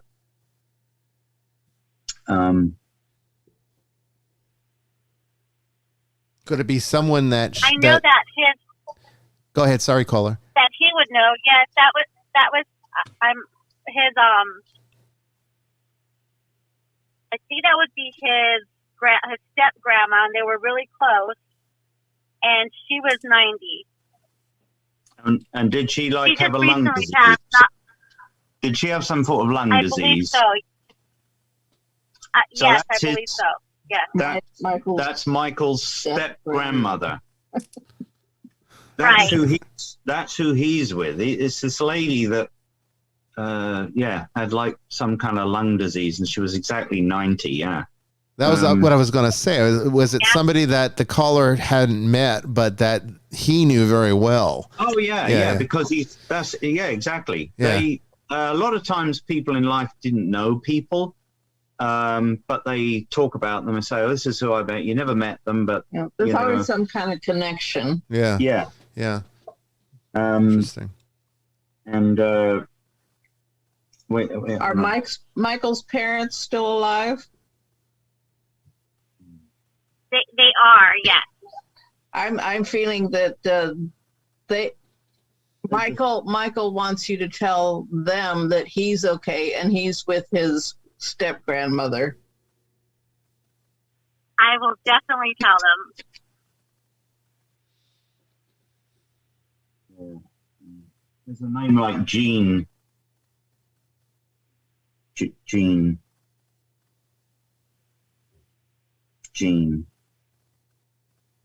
It's Jan or Jean, right? Sounds like Jean. Janet?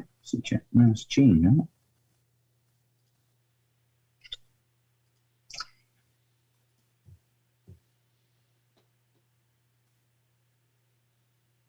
Is there a Jim to Michael?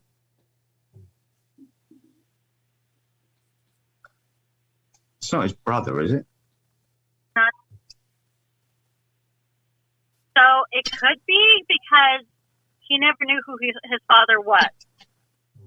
It's possible. Yeah, it's possible.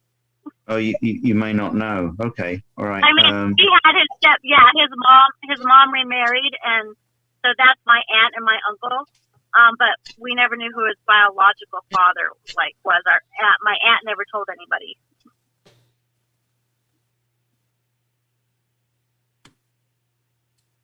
So do you understand Jim and Jean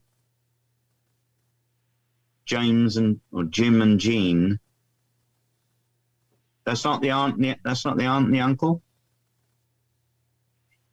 That's my aunt and uncle. No. What? I have an aunt and uncle, Jim and Jean. Well, are they dead? Jim is. Oh, Jim is? Yeah. I think Jean's still alive. I don't know. I'm not very connected with them. The previous caller has popped up in the chat room and said that Jean was the name of her dad, and her name is Jan. Oh, Jan, that's it. Because it sounded more like. It sounds like you've got everybody, and you're just trying to sort out who belongs to who. So this was the caller from Alabama previously. Yeah, the one whose husband died. That was the drinker. Yes. Right. Yes. Yeah, because I've got the families for both here, for both of them, you see. And I did earlier on also thought I had someone for Chris. I sensed from the minute I saw you, I've sensed a connection to you, and I don't know what it is. So I don't normally experience that. Yeah, I did see someone that I thought might be for you as well. And he was just a B name, so I think he's just like Bob or Bill, like that. So you've got so much loss here lately in the last few years that we've got another person in the chat room. Is Bill your grandfather? Yeah. Because that's who I think he is. And I saw him looking through the screen, standing where that Sparklers picture is behind you. Oh. And he's saying hello to you. You were fond of him, weren't you? You were close with him. Yeah. I don't know how much you want me to tell you. No, don't say anything for a minute. But that's who I saw standing there. But it was just like that, and I saw him standing behind you a couple of times when I was gazing at the screen with you. And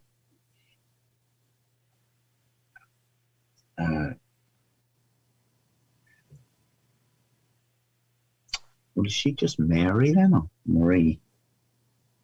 Bill and what's her name?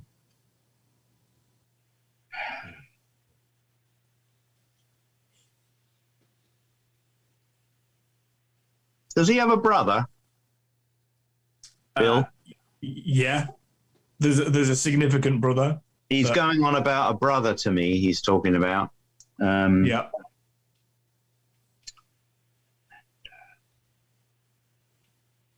Well, is he all high up then, or what? Oh, I meant there was a because he had more than one brother, but yeah, but there's one that he speaks of specific. About one of the brothers. Yeah, hold on a minute. Can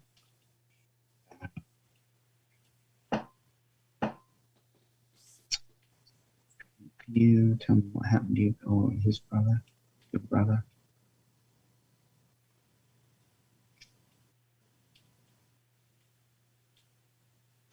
Any issues in the head with the brother that he's talking about?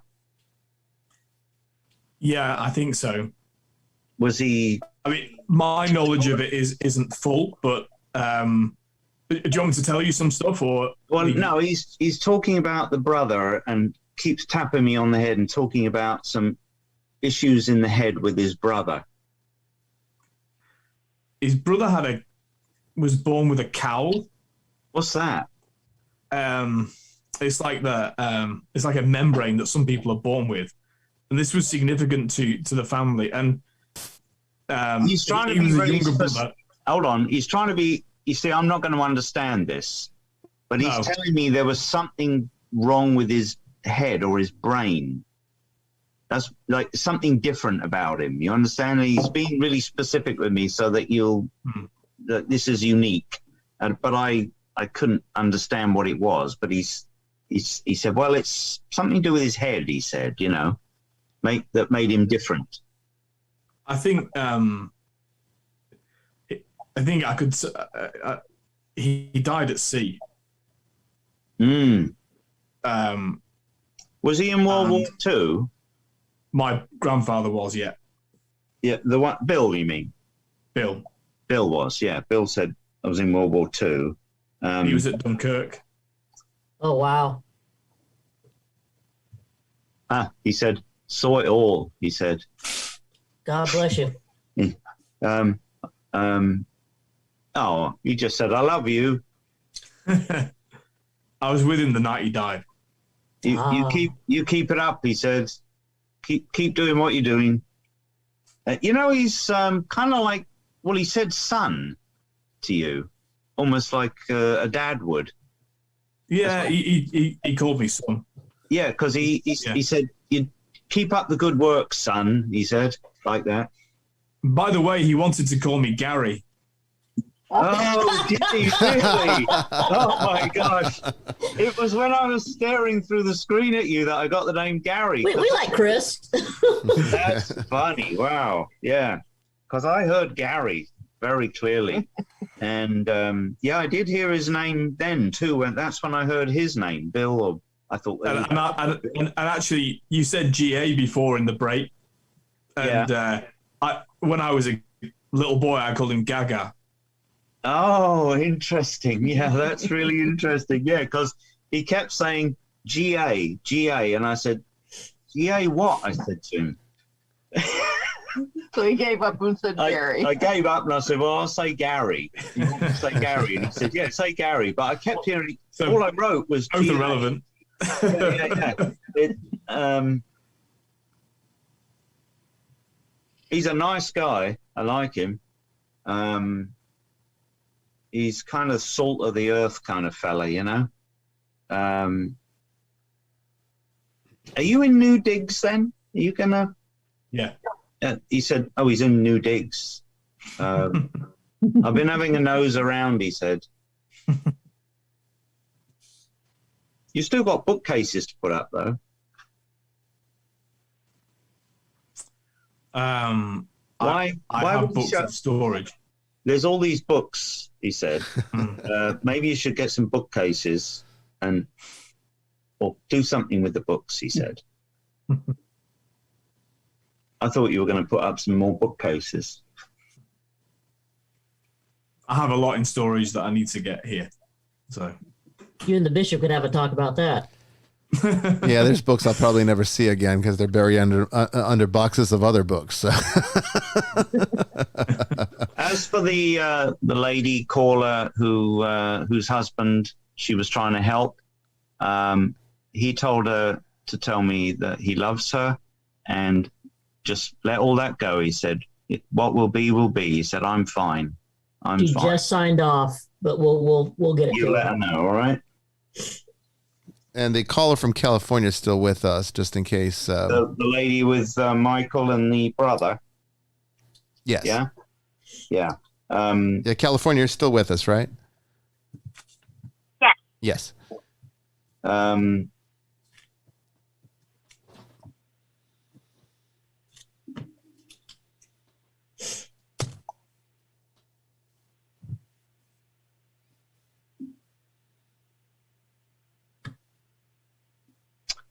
I think there's just one more person here, unless I'm not sure what this is, if this is your brother, but my whole stomach area is very painful right now.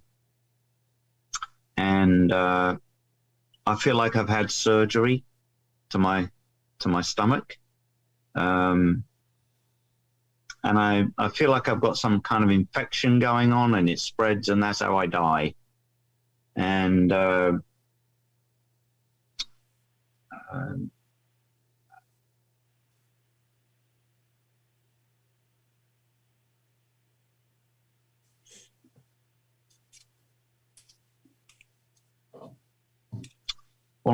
name I'm getting is Charles or Charlie. Do you understand this?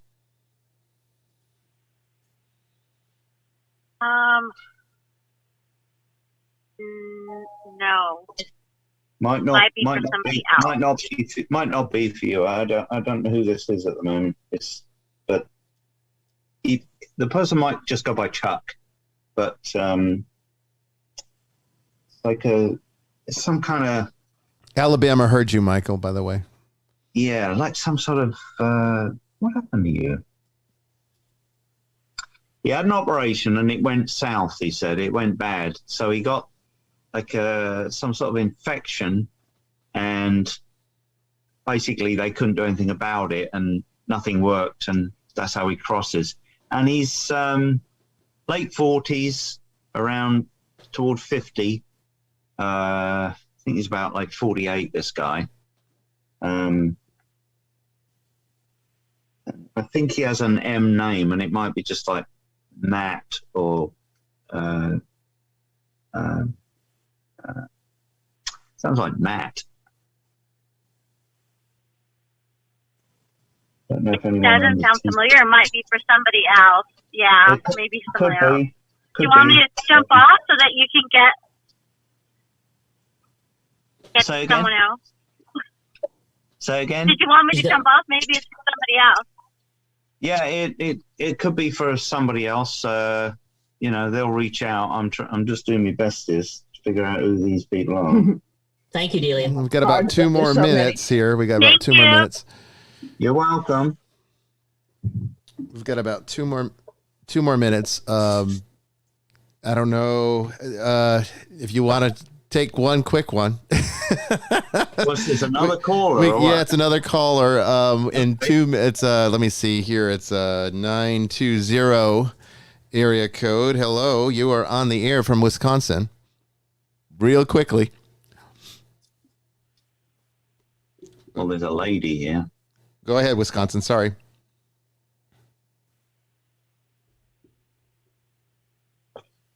Nope. Doesn't seem to be there.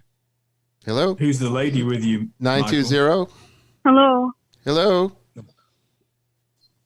We got about... Hi, it's Adria calling in from Wisconsin. Yeah, we got 1 minute. Okay. What's your question?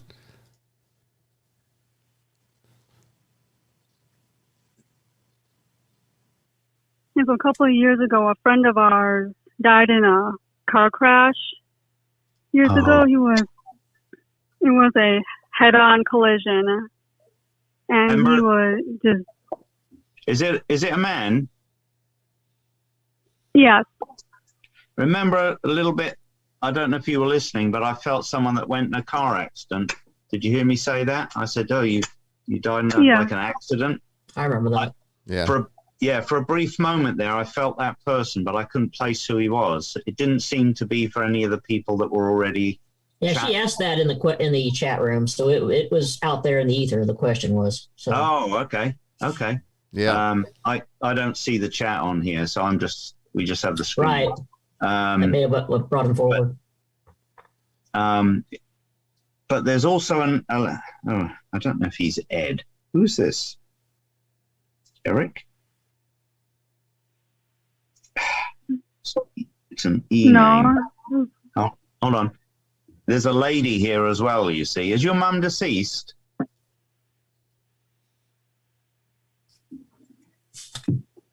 Is your mum gone over? Huh? I think she said no. But we are, unfortunately, at the end of the show. Michael and Marti, thank you so much. Thank you so much for giving us a little insight into this. I got a little taste of it with Sister Mary Joan back all those years ago during Ghost Adventures Live at the Golden Nugget. You gave me, it just happened, remember? It was spontaneously, right. You were picking up on things. I don't remember. You don't remember? No, because you were in a different state. Marti remembers, I'm sure. But thank you for showing, for demonstrating, the wonderful work that you do for the audience and giving us some real deep, personal insight into this. I think it really made some connections, particularly for Father Chris. Definitely touched a lot of people tonight. Thank you very much, guys. Yeah, absolutely. It was great. I enjoyed meeting you, Chris, and I enjoyed meeting you too. Yeah, we'll have to stay in touch. I'd love that. I'm sure Bishop Bryan could give you my email. We can make that happen. So. Yep. Yeah, that'd be great. And I enjoyed the other lady you had on. Joy Keeling. Yes, she's wonderful. Thank you so much, you guys. Let's do this again, okay? Yeah, I'd love to.